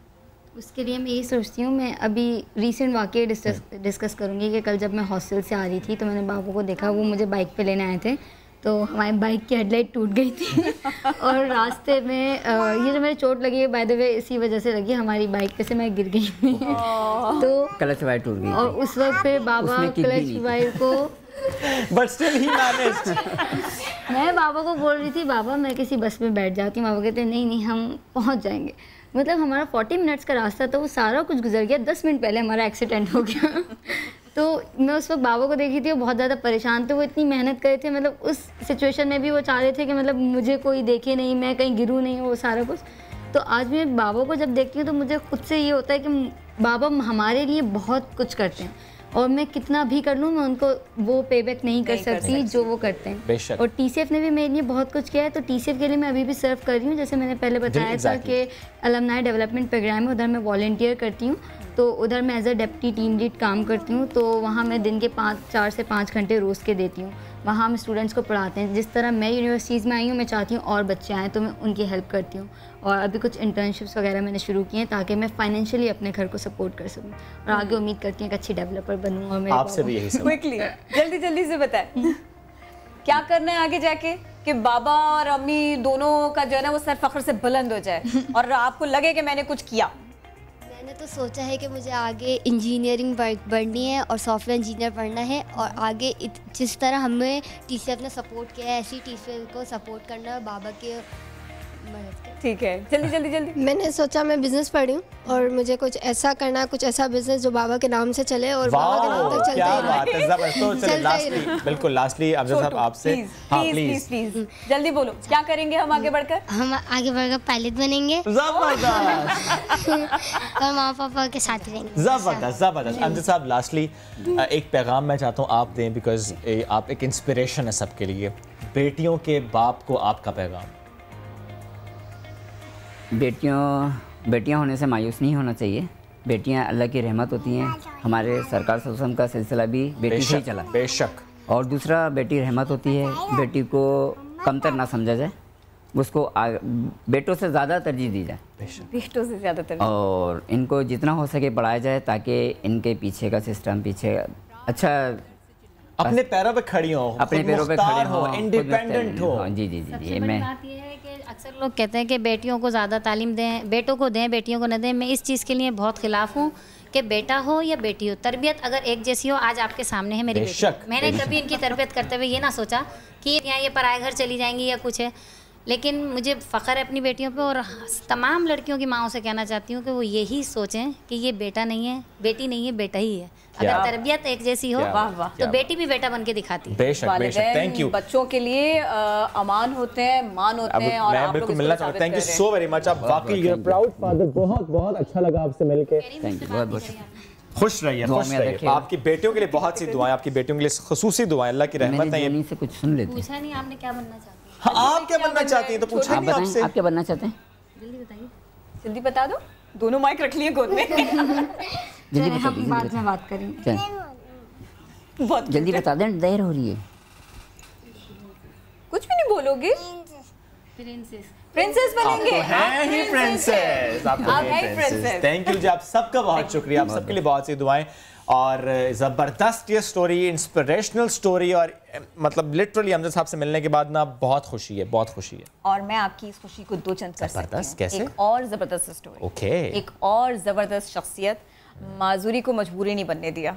लाहौर के उमर जराल पेंटिंग करते हैं, रंगों से खेलते हैं और इनके हाथों से जो रंग होके गुजरता है ना, फिर वो देखिए तो सही. मैं दिखा भी रही हूँ कितना प्यारा इन्होंने काम किया है. ज़बरदस्त. और सेरेब्रल पैलिसी ये बीमारी है, लेकिन इस बीमारी के बावजूद वो पेंटिंग करते हैं और कमाल करते हैं। उमर के 4 बहन भाई भी इसी बीमारी से मुतासर हैं और उमर ने वज़ीर आज़म इमरान खान के लिए बड़ी ही ज़बरदस्त जो पेंटिंग एग्जैक्टली अभी आप देख रहे हैं, खाना काबा का ये पोर्ट्रेट, ये उन्होंने तोहफे में देना चाहते हैं वज़ीर आज़म पाकिस्तान इमरान खान को, और वो चाहते हैं कि इमरान खान ये तोहफ़ा उनका कबूल भी करें। और ये कलर्स जो है ना, उमूमन ये कहा जाता है आपका जो स्टेट ऑफ माइंड है वो इन कलर्स से रिफ्लेक्ट होता है, तो इसमें आपको इन रंगों में मायूसी दिखाई नहीं देगी। ये सब खुश रंग है, वो कितने मोटिवेटेड है और ये नज़र आता है। यस और उमर की वालिदा और उनके भाई अहमद हमें ज्वाइन कर चुके हैं और उमर भी वहीं पर डेफिनेटली मौजूद हैं, उनसे बात करेंगे। माँ जी पहले मैं आपकी तरफ आना चाहूँगा, इतनी ज़बरदस्त पेंटिंग्स आपका ये बच्चा बनाता है, किस कदर खूबसूरती से ये रंगों को कैनवस पे उतारता है। आपको इनकी पेंटिंग्स कितनी पसंद है? बहुत पसंद है। ज़बरदस्त। अच्छा, और अहमद, मैं आपसे जानना चाह रहा हूँ आपके भाई से मुताल्लिक, इनकी बीमारी से मुताल्लिक कि इसको मैनेज कैसे करते हैं, इनकी रूटीन क्या होती है? अहमद का भाई नहीं बोल रहा मैं, अहमद अपना उमर जलाल का वालिद बोल रहा हूँ। सही। अच्छा भाई, मुझे था कि शायद अहमद भी साथ होगा। बिल्कुल, आपकी आवाज आ रही है, असल में हमारे पास पिक्चर नहीं आ रही थी। आप बताइए। अब्दुल रहमान जलाल बोल रहा हूँ। जी। मैं महाजिर हूँ 47 का, मकबूजा जम्मू कश्मीर का। 4-5 बच्चे मेरे मौजूद हैं जिस्मानी तौर पे। हाँ, ये जो है उमर जलाल जो है ये पेंटिंग करता है और अपना बहुत इसमें कोशिश करता है, पहले ये पढ़ रहा था, फिर इसने छोड़ दिया पढ़ना, कहता मैं पेंटिंग ही बनाऊंगा खाली। अच्छा, हेलो जी आवाज़ मेरी आ रही है? आपकी आवाज़ आ रही है, बिल्कुल आपकी आवाज़ आ रही है। आ रही है? जी आ रही है। तो ये है मेरा फैमिली डिस्टर्ब है सारी। बाकी ये है कि मैं अपना इन बच्चों को आज़ाद कश्मीर से लेके आया था यहाँ पे अपना लाहौर में इलाज के लिए। तो पीछे ज़मीन जो मिली थी मकबूजा कश्मीर से महाजिर होने के बाद, वो लबे सड़क थी, सही, वो किसी ने कब्जा कर लिया पीछे। तो वो अपना आज़ाद कश्मीर गवर्नमेंट से, आज़ाद कश्मीर के जो अपना वो है वज़ीर आज़म राजा फ़ारूक हैदर, उनको मेरा पैगाम ये पहुँचाएँ कि ये बच्चों की ज़मीन है, ये लबे सड़क कमर्शियल जगह है और ये अपना बागजार कराई जाए, बड़ी मेहरबानी आपकी है। तो आप उधर बैठे हुए हैं, कोई काम भी करें, खाली बैठे ना। हाँ अच्छा, तो ये बड़ी मेहरबानी आपकी, थोड़ा तवज्जो दें। हाँ, तो बाकी ये है कि इमरान खान से अपना गुजारिश है कि वो भी इस पर तरफ तवज्जो दें। बात आ गई। दूसरा जो है चीफ ऑफ आर्मी जो है उनके लिए भी गुजारिश है कि वो भी तवज्जो दें मेरे बच्चों की ज़मीन। बिल्कुल, आपकी ये परेशानी, बिल्कुल आपकी ये एक बड़ी परेशानी है और इसके मुतालिक आप आवाज़ उठा रहे हैं और ये हम उम्मीद करते हैं ये आवाज़ उन तक पहुँचे जहाँ तक आप पहुँचाना चाहते हैं। माँ जी, मैं दोबारा आपकी तरफ आना चाहूँगा। जिस तरह आपने कहा पेंटिंग्स बहुत पसंद है आपको उमर की, और उमर कितना वक्त पेंटिंग्स करते हैं दिन में, और वो स्पेशली जो खाना काबा की पेंटिंग आप वो देना चाहते हैं इमरान खान को, उससे मुतालिक भी बताइएगा। आवाज़ आ रही? हाँ, गल करो ना। कोई इमरान खान वास्ते पेंटिंग, इमरान खान वास्ते पेंटिंग बनाई है उसने, देना चाहता है। और बहुत ही मतलब पट्ठे कमजोर न, थोड़ी देर बनाता, पूरा दिन बैठा रहता, थोड़ी देर बनाता, फिर लेट जाता, फिर कितनी देर लगती है माँ जी एक पेंटिंग बनाने से? 6 महीने बच्चे लग जाते हैं, 6 महीने बेटे लग जाते हैं बनाते हैं उसनों। तो कितनी पेंटिंग आप बना चुके हैं हाले तक? काम करदा ना पट्ठे कमजोर 50 एक बनी है मेरे ख्याल। तो वेचदा भी है पेंटिंग या बना के रख दिंदा है? कुछ बेचदा सी, कहंदा सी घर दे हालात न सन ठीक दे, कहंदा सी बेच दियो, ते 2000 दी लैंदे सन। अच्छा, फिर किसी ने कहा कि नहीं बेचनी, तो फिर पता नहीं किन्नियां बनियां अहमद, 50 बनियां पता नहीं। तो करना की चाहता है? पेंटिंग बना के बेचना चाहता है, तो उन्हें सपोर्ट करना चाहता है फैमिली नू? नहीं ये अपना एक्विजिशन कराना चाहता कोई दी नमाइश वगैरह लगे। अच्छा नमाइश लगे मेरी जी ते असी नमाइश का इंतजाम कर छड़िया है मां जी, असी नमाइश का इंतजाम कर छड़िया, नमाइश लगी है टीवी चे। अच्छा सही, बहुत बहुत खूबसूरत पेंटिंग ने दिया नमाइश लगे ना जी। ठीक है बाजी बेटे इसकी बहुत ही मेहनत है ते इसकी मेहनत का कुछ मिलना चाहिए। इससे कोई शक नहीं बाजी। इस तरह का बच्चा ना मतलब खाना सही खा सकता है ना कुछ भी नहीं कर सकता ते सारा काम करना होंदा, सिर्फ इसमें कलर दे ही दें तो आस्ते आस्ते पूरा दिन लगा रहता है ते लेट जाता बैठ जाता लेट जाता बैठ जाता पूरा दिन ये मेहनत करा ते अपने भैने भरावें वास्ते कुछ करा। जबरदस्त, ये अपने बहन भाई के लिए कुछ करना चाहता है, माँ बाप के लिए कुछ करना चाहता है। एग्जैक्टली, वालिद साहब उसके ज़ईफ हैं और इसीलिए वो करना चाह रहे हैं उनके सपोर्ट के लिए। माँ जी आखिर से मैंने दस दो कोई अपील करना चाहते हो हुकूमत वक्त नाल एदी बीमारी लई एदी सपोर्ट लई मदद लई?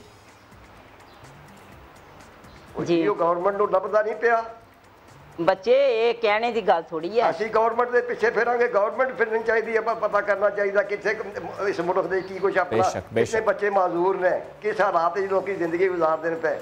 ਉਹ ਗਵਰਨਮੈਂਟ ਦੀ ਜ਼ਿੰਮੇਵਾਰੀ ਹੈ, ਸਾਡੀ ਜ਼ਿੰਮੇਵਾਰੀ। बेशक अंकल, गवर्नमेंट की जिम्मेदारी है, रियासत की जिम्मेदारी है ਤੁਹਾਨੂੰ सपोर्ट करना। बहुत शुक्रिया ਤੁਸੀਂ ਸਾਡੇ ਨਾਲ ਕੋਈ ਨਹੀਂ ਇਹਨਾਂ ਨੂੰ ਉਹ ਬਸ ਕਰੋ ਪਤਾ ਹੀ ਕੋਈ ਨਹੀਂ, ਸਭ ਕੁਝ ਰੌਲਾ ਪਿਆ ਹੁੰਦਾ ਸਾਡੀ ਕੀ ਆਦਤ। बाबा जी दुरुस्त आख रहे हैं, इन्होंने पता नहीं है। बहुत मेहरबानी ਤੁਹਾਡੀ, आप साथ मौजूद थे हमारे, और जिस तरह वो बता रहे हैं कि गवर्नमेंट को खुद सपोर्ट करना चाहिए, गवर्नमेंट को खुद देखनी है। मुझे मैं पूछना चाह रही थी आपसे कि क्या गुफ्तगू रही है, लेकिन वो बस कर दो मुझे समझ आएगा, बाकी बात नहीं समझ आई। मुझे बताया पहले जल्दी से लोगों से क्या बात है। बेसिकली कहना चाह रहे हैं कि गवर्नमेंट को खुद सपोर्ट करना चाहिए, गवर्नमेंट को खुद देखना चाहिए। पूरा दिन वो लगकर उसे सिर्फ कलर्स प्रोवाइड किए जाते हैं, वो पेंटिंग्स करता है, वो चाहता, उसने कुछ पेंटिंग्स बेची नहीं, अभी वो नहीं बेचा, वो चाहता है कि सपोर्ट करे अपने बहन भाई को, अपने माँ बाप को। ज़ाहिर है वालिद साहब उसके मुझे ये भी लगा एग्जैक्टली वो चाहता है एग्जीबिशन हो जाए। और एनीवेज आगे चलते हैं, लेकिन अम्मी जिंदाबाद ना, वो पास कर दो। अंकल भी नो डाउट जी, जबरदस्त। एनीवेज आगे बढ़ते हैं और मैच हो पाकिस्तान और इंडिया का, डेफिनेटली अलग माहौल होता है, गर्मा जोश खरोश का माहौल होता है, जोर का जोड़ होता है, तैयारियां भी जोरों शोर से जारी होती हैं। ऐसे में सब अपनी टीम को सपोर्ट करने के लिए अपनी टीम की जर्सी भी खरीद लेते हैं, शर्ट्स खरीद लेते हैं, जिन्हें जो कॉस्ट्यूम है वो खरीद लेते हैं। और ऐसा ही हुआ पाकिस्तान इंडिया का मैच था, जहां भारतीय फैंस ने अपनी टीम को सपोर्ट करने के लिए जो शर्ट खरीदी देख तो नहीं आप, गोल गोल सा दायरा, ये बड़े मजे की बात बता रहे हैं, इंग्लैंड में बिक रही है। अच्छा यहाँ मैं ऐड कर दूं, हम जो रोते हैं ना, पिंक सॉल्ट है यहाँ का, जाता वहाँ है, ठप्पा किसी और का, तो ये एक और एग्जांपल आ गई है, वहाँ से आई है। बन पाकिस्तान से रही है, जहाँ इंग्लैंड रही है इंडिया की और बिक रही है। एनीवेज ये तस्वीर वाले यानी कहना चाहिए इंडियंस आर वेयरिंग पाकिस्तान, बस देख लीजिए। और वो ये कहते हैं मेड इन इंडिया, ना दादा ये तो मेड इन पाकिस्तान है। मेड इन पाकिस्तान है, तो नहीं पता था तो अब हमने बता दिया। एनीवेज ये तो हम बता रहे हैं, लेकिन ऐसा अक्सर होता है किरण, ये शर्ट्स लेनी हो, कोई और चीज़ लेनी हो, ऑनलाइन चीज़ें मिलना, जो एक मामले से हमने कल भी जिक्र किया था, हम ऑनलाइन अगर कुछ ऑर्डर करते हैं, कुछ टैग लाइन्स होती हैं। फॉर एग्जांपल जी ये मुफ्त है, अट्रैक्ट करने के लिए। फॉर एग्जांपल रिसेंट ये मेरे साथ हुआ परसों, एक वेबसाइट में क्या लिखा हुआ था उसमें, ये बिल्कुल मुफ्त है, ये इसका फर्स्ट मंथ का कोर्स बिल्कुल फ्री है, आप इसे ऑर्डर करें, लेकिन सिर्फ आपको ना इस पे शिपमेंट चार्जेस देने होंगे। हाँ जी। और उसके लिए वो कह रहे थे अपने कार्ड की डिटेल्स हमें दे दें। बड़ी अट्रैक्टिव किस्म की बातें उन्होंने की होती हैं कि भाई जैसे 3 प्रोडक्ट्स लेंगे तो एक आपको साथ में सस्ती भी मिलेगी, ऐसा सब कुछ भी होता है। बड़े कोई दिलकश जुमले होते हैं, लेकिन जब आप ऑर्डर करते हैं तो आपको पता चलता है प्रोडक्ट मिलने के बाद में कि मेरे साथ धोखा हो गया। धोखा कैसे हो जाता है और धोखे से बचा कैसे जाए, यानी धोखा नहीं होगा अगर हमने ऐसा कुछ किया तो नहीं, जस्ट स्मार्टली आप सोचें, धोखा नहीं होगा। स्मार्टली सोचना आपने कैसे है, इस पर बात करेंगे। मैं ज्वाइन किया सारा ने once again. Sara Hasan, thank you so much, social media expert, कैसी हैं आप? आपकी एक पोस्ट थी कि किसी के साथ कोई धोखा हुआ हो तो वो शेयर करे, कितनी उस पर आपको रिस्पॉन्स मिला? मुझे एक्चुअली बहुत सारा रिस्पांस मिला, उस पर बहुत सारे लोगों ने अपनी स्टोरीज शेयर की, मगर नॉट एवरीबडी वाज कंफर्टेबल कि वो आगे आके अपना नाम दें या कुछ करें। बट मेरे पास बहुत सारी हिडन स्टोरीज थी और बहुत सारी ऐसी चीज़ें थी पेजेस से जिन्होंने बहुत सारे लोगों को स्कैम भी किया था। एक को मैं नेम भी करूँगी, आई थिंक ज़्यादा के मैं नाम नहीं ले सकती, बट एक को I would also name. And आप प्रोसीड करें, फिर मैं आपको बताती हूँ question by question. Okay, because आप समाज डिजिटल के लिए काम कर रही हैं, बहुत से एरियाज़ पर आप काम करती हैं, लेकिन स्पेसिफिकली ऑनलाइन से मुतालिक जो स्कैम्स होते हैं उससे मुतालिक मुझे ये बताएं, जैसे किरण भी कहती है दिलचस्प जुमले लिखे होते हैं अट्रैक्ट करने के लिए, ये कैसे मालूम होता है हमें यार यहाँ पे कोई धोखा हो सकता है, इसमें कोई लोचा है, कोई मसला है? एक्चुअली ये होता है कि कभी कभी हम भी कन्विंस हो जाते हैं किसी चीज़ को देखकर कि ये इतनी सस्ती मिल रही है तो ये होगा कुछ, और इतनी सस्ती है तो मंगा के ट्राई करने में क्या बुराई है। इट हैपन्स, आप उसको निगलेक्ट नहीं कर सकते, लेकिन आपको कभी कभी समझदारी इस तरह आप प्लेस कर सकते हैं कि अगर आप रिव्यूज़ पढ़ लें, आजकल इतने ग्रुप्स बन गए, उस पर इतने हज़ारों लोग हैं, अगर आप कहीं पे भी एक पेज के बारे में पोस्ट करते हैं तो आपको विद इन सेकेंड्स बहुत इन्फॉर्मेशन मिल जाती है कि ये सही है, ये सही नहीं है, यहाँ से किसी ने पहले ऑर्डर किया है। तो आई थिंक बहुत ज़रूरी है कि आप कहीं से भी ऑर्डर करने से पहले रिव्यूज़ लोगों से ले लें। वो रिव्यूज़ फेक भी तो हो सकते हैं? रिव्यूज़ फेक हो सकते हैं, बट कुछ इस तरह के ग्रुप्स बने हुए हैं फेसबुक पे जहाँ पर बहुत सारी लड़कियाँ हैं, बहुत सारे शॉप्स के ग्रुप बने हुए हैं, एंड वहाँ पर अगर आप पूछें, आपके फ्रेंड्स होते हैं किसी ना किसी एक्वेंटेंस में से कोई ना कोई आपको रिव्यू मिल जाता है। चीज़ें होती रहेंगी। मैं इस पे डिटेल से बात करूँगी। पहले मुझे ये बताइए कि ज़्यादातर जो लोग इफेक्ट हुए ना इस सब से, कुछ एक दो वाक़यात आप हमें बताएंगे, कुछ एक दो लोगों की बात आप हमें बताएंगी? बिल्कुल। एक फेसबुक पे पेज है जो चल रहा है जिस चीज़ से, जिन्होंने भी कंप्लेन की है, मैंने बहुत रिसर्च जब की तो उनके हर दफ़ा ऑर्डर्स जब आते हैं अलग फ़ोन नंबर से आते हैं। उनका फेसबुक अकाउंट का जो ओनर है उनका नाम कुछ और है, उनका जो चैट पे रिप्रेजेंटेटिव बात करता है उनका नाम कुछ और है, उनके पेपैल के अकाउंट के ओनर पे किसी और की डिटेल्स हैं, और हर दफ़ा जब पार्सल आता है तो एक डिफरेंट कोरियर के थ्रू आता है। और फिर उसके बाद में जो कंज्यूमर है, जो कस्टमर था, वो मुतासिरा शख्स बन जाता है बहुत ज़्यादा। कुछ तो छोटे उसने कांटेक्ट भी किया था आपके साथ? बिल्कुल, बहुत सारे लोगों ने किया था। एक मैं आपसे शेयर करूंगी। जी बिल्कुल, वीडियोस आपने शेयर किया, हम चाहते हैं दिखाएं आपको। सारा से उन्होंने कांटेक्ट किया, क्या शिकायत थी उनकी, किस तरह मुतासिर वो आपको सुनवाते भी हैं। अस्सलाम वालेकुम जी, ऑनलाइन शॉपिंग से रिलेटेड मैंने 2-3 दफ़ा मेरे साथ फ्रॉड हुआ है, और लास्ट जो मेरे साथ हुआ था एक सेट था मोबाइल का, वो मैंने ऑनलाइन उनको ऑर्डर किया तो उन्होंने मुझे जब भेजा तो वो सेट वो नहीं था, जिसका उसकी जो बैटरी थी उसको जब मैंने ज़ोर से दबाया तो उसका भूसा निकल गया, और चार्जर जो था वो उसका ख़राब था। तो मैं फिर जो उन्होंने मुझे उस पर एड्रेस भेजा हुआ था एक अपना उधर का, वहाँ मैं गया, कुछ कॉन्टैक्ट थे पुलिस वालों के साथ में, उनको मैंने वहाँ पर रेड किया, वो सब दुकानें बंद करके भाग गए, और 2-3 हाथ में आए थे, लेकिन वो बेचारे मतलब वो उससे रिलेटेड नहीं थे। तो बताने का मकसद ये है कि देखभाल के करें आप ये काम, और ये बहुत ज़्यादा इसमें चीटिंग है, और एक इसमें पॉलिसी इनको चाहिए कि इसको वो करें कि जब आप वो डिलीवरी दें तो उसको वो आपके पास अथॉरिटी हो कि आप उसको चेक कर सकें। अस्सलाम वालेकुम, मेरा नाम सुबही खान है, मैं एक स्कूल टीचर हूँ। एड फॉर यू जॉब्स के बारे में मुझे किसी ने बताया था कि इस तरीके से पार्ट टाइम में आप अर्न कर सकते हैं जेली के 100 एड्स देख के। तो मैंने अपनी इन्वेस्टमेंट में से 10,000 रुपीज़ उसमें लगाए, इन्वेस्ट कर दिए उसमें कि जेली के 500 के हिसाब से मुझे मंथ के एंड में मिल जाएंगे। अच्छा, उनका एक प्रोसीजर जो वेबसाइट पे लिखा हुआ तो ये था कि 1 हफ्ते के बाद भी आप अपना कैश जितने आपने अर्न किए वो क्लेम कर सकते हैं 3,000 तक। मैंने 1 हफ्ते के बाद जब उस पर क्लेम किया तो उनका कोई रिस्पॉन्स नहीं था। उसके बाद फिर मैंने मंथ के बाद अपना कैश क्लेम किया तो कोई रिस्पॉन्स नहीं था। मतलब मैंने उनको काफ़ी सारे मैसेजेस भी छोड़े, मैंने उनके व्हाट्सएप और ईमो नंबर पे भी कांटेक्ट किए, मैसेजेस भी छोड़े, लेकिन कोई रिस्पॉन्स नहीं आया। ये एक स्कैम था, और मेरे अपने भाई ने 50,000 रुपीज़ उसमें इन्वेस्ट किए, उसको भी कोई जवाब नहीं मिला। मेरे जैसे बहुत सारे लोगों ने इस एड फॉर यू जॉब्स में इन्वेस्ट किए होंगे। ये एक टोटल स्कैम था जिसका शिकार हम लोग हुए। मतलब पैसे गए तो गए, अब वापसी मुमकिन नहीं, सिर्फ और सिर्फ एहतियात मुमकिन है। जी, तो कुछ 4-5 चीज़ें इस पे भी कमेंट करें, कुछ 4-5 चीज़ें हमें ऐसी भी बताएं ना 1 बाय 1 कि हम स्मार्टली मूव करें थोड़ा सा और उस सब से बच सकें। ऐसा मुतासिर पहले तो मैं आपको एक बताती हूँ, एक ब्रांड को मैं मेंशन कर सकती हूँ, नाम मेंशन कर सकती हूँ। भाई ब्रांड मेंशन कर सकते हैं हम? पेज का एक नाम है जिससे बहुत लोग स्कैम है तो कर दें मेंशन। स्कैम है, इट्स कॉल्ड ब्यूटिलिशियस द ब्रांड। वो एक तो 1000-1500 का स्कैम होता है, एक होता है लाखों का स्कैम। वो ब्रांडेड प्रोडक्ट्स दिखाकर और इंटरनेशनल सेलर्स की रिसीट्स जो होती हैं पॉश जैसे जगहों की, और वो दिखाते हैं रिसीट्स, वही उनकी कॉपी करके आपको दिखाते हैं, दिखाने के लिए कि हमने परचेज़ कर लिया है। वो जो आपको भेजते हैं प्रोडक्ट, वो आपको चाइनीज़ प्रोडक्ट्स भेजते हैं। दैट पेज अगर आप उसको देखें तो उसके जो लाइक्स हैं वो ज़्यादातर चाइना के लाइक्स हैं, and those are all things जो वहाँ से फेक कॉपीज़ आ रही हैं और लोगों को एडवांस लेके वो भेजी जा रही हैं। तो ये कोई 7-8 लोगों के साथ हो चुका है, और जो मुझे समझ जहाँ तक आए, कोई हैदराबाद में रहती हैं वो ये कर रही हैं, क्योंकि उनके 7 डिफरेंट अकाउंट्स हैं, 7 डिफरेंट फ़ोन नंबर्स हैं। तो एक तो ये है, ठीक है। दूसरा जो जैसे अभी मेंशन किया था एड्स जॉब का, वो ये था कि आप क्लिक करें, ऐड देखने के डेली आपको पैसे मिलते हैं। ये पर्सनली मैं बहुत सारे लोगों को जानती हूँ जिनके साथ हो भी चुका है। अब एक दिन वन फाइन डे आफ्टर नवंबर तक उनकी पेमेंट स्मूथली हो रही थी, एंड अभी रिसेंटली उनकी वेबसाइट ब्लॉक हो गई है और उन्होंने एक दूसरे नाम से वेबसाइट स्टार्ट कर ली है। साइबर क्राइम पे बहुत सारे लोगों ने रिपोर्ट किया, मगर एज सच उनको कोई ट्रैक डाउन अभी तक नहीं कर पाया है। कितना ज़्यादा चालाकी से वो चल रहे हैं, तो इसका मतलब हुआ कि बड़ी होशियारी से हमें चलना पड़ेगा। इसके बगैर जो है वो बचत मुमकिन नहीं है। तो हमने आज क्या क्या सीख लिया इस सिलसिले में?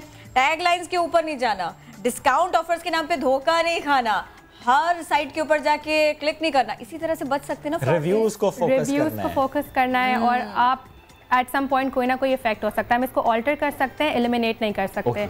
तो उसके लिए जो गवर्नमेंट ने हमें वेबसाइट दी है क्राइम, या उस पर रिपोर्ट करें, उस पर आप देखें, ट्राई और लक, अगर वो कर दें, उस पर एक्शन ले लें तो हो जाता है। लेकिन बहुत सारे लोग हैं जो अभी भी इमोशनल होकर जॉब्स के लिए अप्लाई कर देते हैं। अगर एक्शन लें तो हो जाता है, तो हमको कितने स्मार्टली चलना पड़ेगा वहाँ पर, अपनी शिकायत हमें ठीक तरह से करनी पड़ेगी तो एक्शन होगा।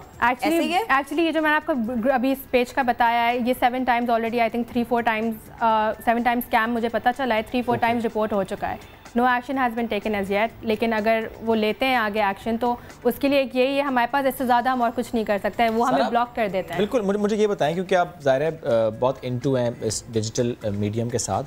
अगर कोई स्कैम है, कोई फ्रॉड है, कोई मसला है, और जिस तरह लोग शिकायत भी कर रहे हैं, क्या वाकई जो इदारा है जिसने एक्शन लेना है उसके लिए आसान है, इतना आसान है लोकेट करना और एक्शन लेना, या थोड़े से मसाइल हैं जैसे आप कहते हैं ना, एड्रेस चेंज हो जाना, फ़ोन नंबर चेंज हो जाना, शिपमेंट किसी और कोरियर कंपनी से आ रही है, तो वो तो बड़ा स्मार्टली मूव कर रहे हैं। उनके लिए भी बहुत डिफिकल्ट है। I don't even blame them कि इतने देर से एक्शन लिया जा रहा है, क्योंकि अब जब ये एक चीज़ मिल गई है तो लोग छोटी छोटी चीज़ों के लिए 500 रुपये के लिए भी एक रिपोर्ट का साइबर क्राइम पे, तो कभी कभी आई वुड से सर्विस को मिसयूज़ किया जाता है। मगर वो इतनी सारी चीज़ें जमा हो जाती हैं तो वो एक्शन लेने में टाइम लगता है। और बात मुकम्मल कर लें, और मुझे ये भी बता दें कि इस सब में ये भी तो होता है कि जो लोग ठीक काम कर रहे हैं, कभी कभी उनके साथ बुरा हो जाता है, गेहूं के साथ घुन पिस जाता है। यही होता है कि ट्रस्ट फैक्टर बिल्कुल लूज़ हो जाता है जब एक इंसान का। तो एक बंदा आपको सेल भी कर रहा है तो आप उससे एडवांस देने में आप उससे थोड़ा डाउटफुल होंगे। कोई मतलब पुराना सेलर भी है तो आप ये कहेंगे कि पता नहीं हमें चीज़ मिलेगी या नहीं मिलेगी, तो एक वो बहुत डाउट सा आ जाता है हर। व्हाट डू यू थिंक सारा, होना क्या चाहिए? यानी कोई टर्म्स बननी चाहिए, कोई SOPs बननी चाहिए इस सारे बिजनेस को लेकर, ताकि कोई फ्रॉड कर ना सके और किसी से फ्रॉड हो ना सके? एक्चुअली ऑनलाइन नेटवर्क इतना ह्यूज है, इसको कंट्रोल करना I think next to impossible है। Okay, you can not control it, but आप पर्सनल लेवल पे ये कर सकते हैं। जैसे मैंने कहा, आप रिव्यूज़ पढ़ें, आप इतने लोग होते हैं एक्वेंटेंसेस, किसी ना किसी से आपने कहीं ना कहीं से ऑर्डर किया होगा, मैं बोलूँगी ठीक है, तो वर्ड ऑफ माउथ भी एक होता है। आप थोड़ा सा अगर सेंसिबली ऑर्डर करें तो आई थिंक आप बच सकते हैं। यानी पहले थोड़ा होला हाथ रखे, हल्का ऑर्डर कर लें, सस्ता वाला अच्छा आ गया तो ठीक है। अगर वो वाकई वो लोग बहुत तेज हुए, वो तेज हुए तो वो कहेंगे पहले अच्छा और फिर उसके बाद बड़ा ऑर्डर आया, ये भी हो सकता है। बिल्कुल, वो आपकी लक पे डिपेंड करता है। ऐसे तो नहीं हम तीनों मिलकर उन लोगों को कोई आइडियाज दे रहे हैं इस तरह? नहीं, हम आइडियाज आपको दे रहे हैं जनाब। रिव्यूज पे फोकस करें और स्मार्टली देखें। जो टैगलाइंस हैं और जो वीडियोस और तस्वीर लगाई हुई हैं, उससे धोखा आपने नहीं खाना। बिल्कुल, सारा की बात को दोबारा सुनने के लिए आप हमारे पेज पर जाएं, और आपकी वीडियो भी हमारे साथ है। नहीं, रुके, एक मिनट, मुझे सारा से बात करनी है। सारा, मुझे एक बात और बताइए, आपकी मालूमात इस सिलसिले में क्या कहती है? आपका ऑब्जर्वेशन क्या कहता है? एक तरफ ऐसा फ्रॉड है, ऑनलाइन फ्रॉड, दूसरी तरफ हम इस सब पे कंट्रोल नहीं कर सकते। जिन लोगों को एक्शन लेना है उनके पास में ऑलरेडी बहुत सारी चीज़ें करने के लिए, तो उनका स्पीड वैसा नहीं है जितनी तेज़ी से ऑनलाइन फ्रॉड हो रहा है, और आगे भी ये सब कुछ बढ़ेगा, तो कंट्रोल करना आगे भी मुश्किल है। बिल्कुल। तो इस जिम्मे में होना क्या क्या चाहिए? ये इसमें ये होना चाहिए, एक तो एक एडवांस पेमेंट जो लोग ले लेते हैं, आई थिंक वो अगर स्प्लिट करके हाफ एंड हाफ करके दे दें, पहले दे दें। ये कैश ऑन डिलीवरी अगर कर लें। कैश ऑन डिलीवरी में एक चीज़ मैं पॉइंट आउट करना चाहूँगी, यू आर नॉट अलाउड कि आप खोल के नहीं देख सकते। धोखा नहीं तो होता है। मैं ये मतलब मेरे अगर इसमें वो ये अलाउ कर दें कोरियर वाले कि आप खोल के अपना प्रोडक्ट देख लें, तो आपके सिर्फ कोरियर वालों को सिर्फ उनका कोरियर का लॉस होगा, उतना बड़ा नहीं होगा जितना हमें होगा अगर हम कुछ एक्सपेंसिव मंगाते हैं। तो मुझे ये लगता है ये एक चीज़ इम्प्लीमेंट होना बहुत ज़रूरी है कि हम ये इम्प्लीमेंट होना इतना मुश्किल नहीं है। अगर बर्डन उस पे जिसने ऑर्डर किया है वो कोरियर कंपनी को पे कर देगा उनके सर्विस चार्जेस, उस प्रोडक्ट के पे नहीं करने पड़ेंगे उसको। उसमें थोड़ा सा कस्टमर को भी गिव इन करना होगा कि वो पे कर दें, और थोड़ा सा कोरियर कंपनी वालों को भी नुकसान से बचने के लिए थोड़ा सा अगर खर्चा आप कर लें तो इसमें कोई मजा है। बिल्कुल, ये तो समझदारी है जी। ओके, अच्छा सारा जी मुझे ये भी बताइएगा, दो तरह के ऑर्डर्स, एक जो हम with in the country orders कर रहे हैं और यहाँ से आ रहे हैं, एक हम आउटसाइड कर रहे हैं, स्कैम का लेवल किस पे ज़्यादा है? लोकली ज़्यादा है, नेशनली ज़्यादा है। इंटरनेशनली मैंने बहुत दफ़ा ऑर्डर किया है, सिर्फ जो कोई अगर प्रॉब्लम होता है, अगर ऑर्डर आपका कस्टम्स में फंस जाए बिकॉज ऑफ द वेट और द मनी, उसको निकलवाने का, और मुझे अभी तक कोई ऐसा प्रॉब्लम नहीं हुआ। चाइना से ऑर्डर किया, यूके से ऑर्डर किया, कोई मसला नहीं हुआ, नो स्कैम। और पाकिस्तान के कंप्लीट कर लीजिएगा बात प्लीज़, और ये बता दीजिएगा पाकिस्तान के ज़्यादातर किन हिस्सों से, किन शहरों से ये इस किस्म के केसेस ज़्यादा रिपोर्ट होते हैं? ये सब तरफ हो रहा है यहाँ पे? मुझे जितनी दफ़ा हुआ है, इवन ये एड्स जॉब वाला जो था ये भी हैदराबाद से था। लाइक मुझे जहाँ तक पता चला है वहाँ से चीज़ें ज़्यादा रिपोर्ट आई हैं। ओके, अब मुझे ये बताएं, एक अक्सर आजकल हम फेसबुक पर वीडियोस देख रहे हैं, कोई फेसबुक लाइव जाता है या जाती है और वो साथ साथ कहते हैं जी आप जो प्रोडक्ट कहेंगे मैं वो प्रोडक्ट आपको उस वक्त दिखाती रहूँगी या दिखाता रहूँगा और फिर वहाँ से आप ऑर्डर करते जाएँ। इसमें चांस कम है स्कैम का? इसमें चांस कम स्कैम का इसलिए क्योंकि वो इतने एक्सपेंसिव प्रोडक्ट्स में जहाँ तक मैंने देखे हैं वो डुप्लीकेट बैग्स होते हैं, रेप्लिकेटेड बैग्स एंड क्लोथिंग और छोटे छोटे प्रोडक्ट्स मेकअप के, और जो चाइनीज आइटम्स होते हैं वो उतना ही चूना लगेगा जितना आपको नजर आ रहा है।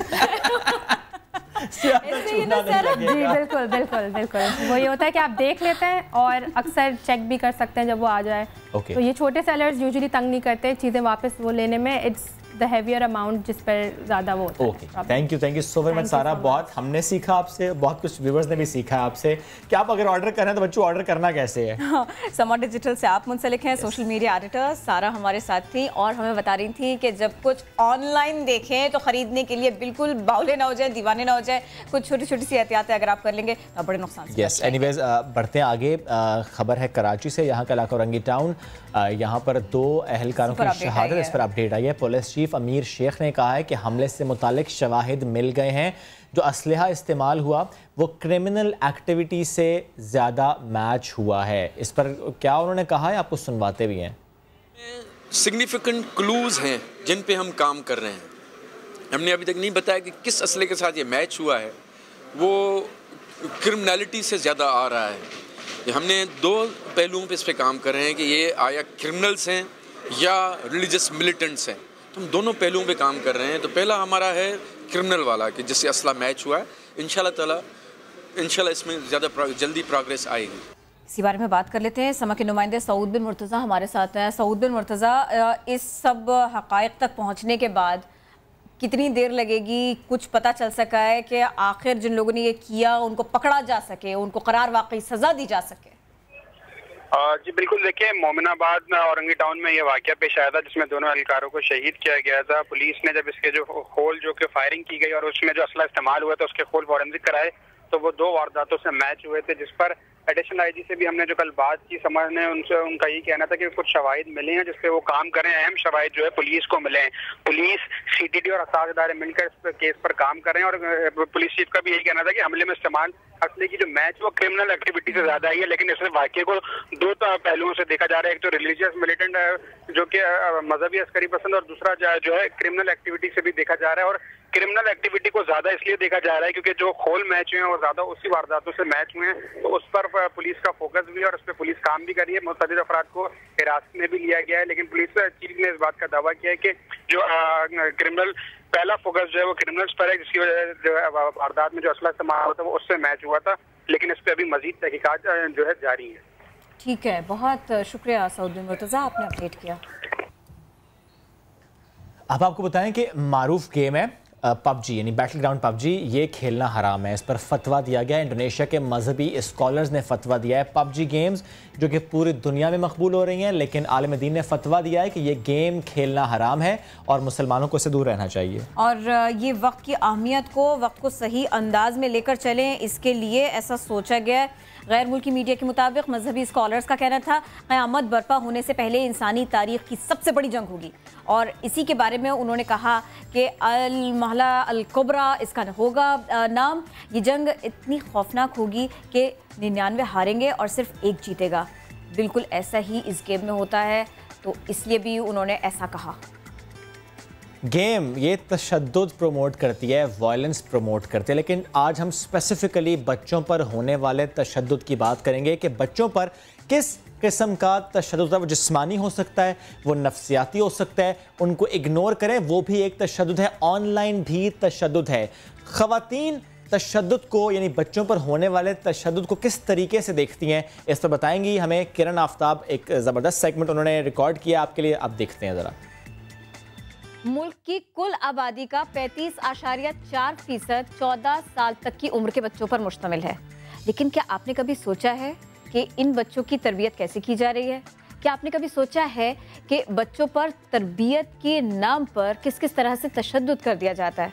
आज हम इसी मसले पर बात करेंगे कि बच्चों के ऊपर तशद्दुद, डांट डपट के नाम पर, तरबियत के नाम पर, इसके असरात क्या होते हैं? फौरी, तवील मुद्दती, ये शदीद मनफी असरात होते हैं। आज हम इसका जायज़ा लेंगे।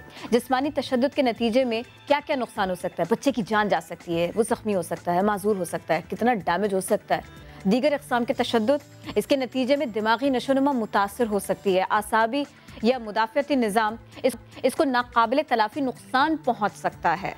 हालिया बरसों में बच्चों पर तशद्दुद के वाक़यात तशवीशनाक हद तक बढ़ गए, और अगर पाकिस्तान की बात कर ली जाए तो यहाँ परेशान कुन आदाद व शुमार सामने आए हैं।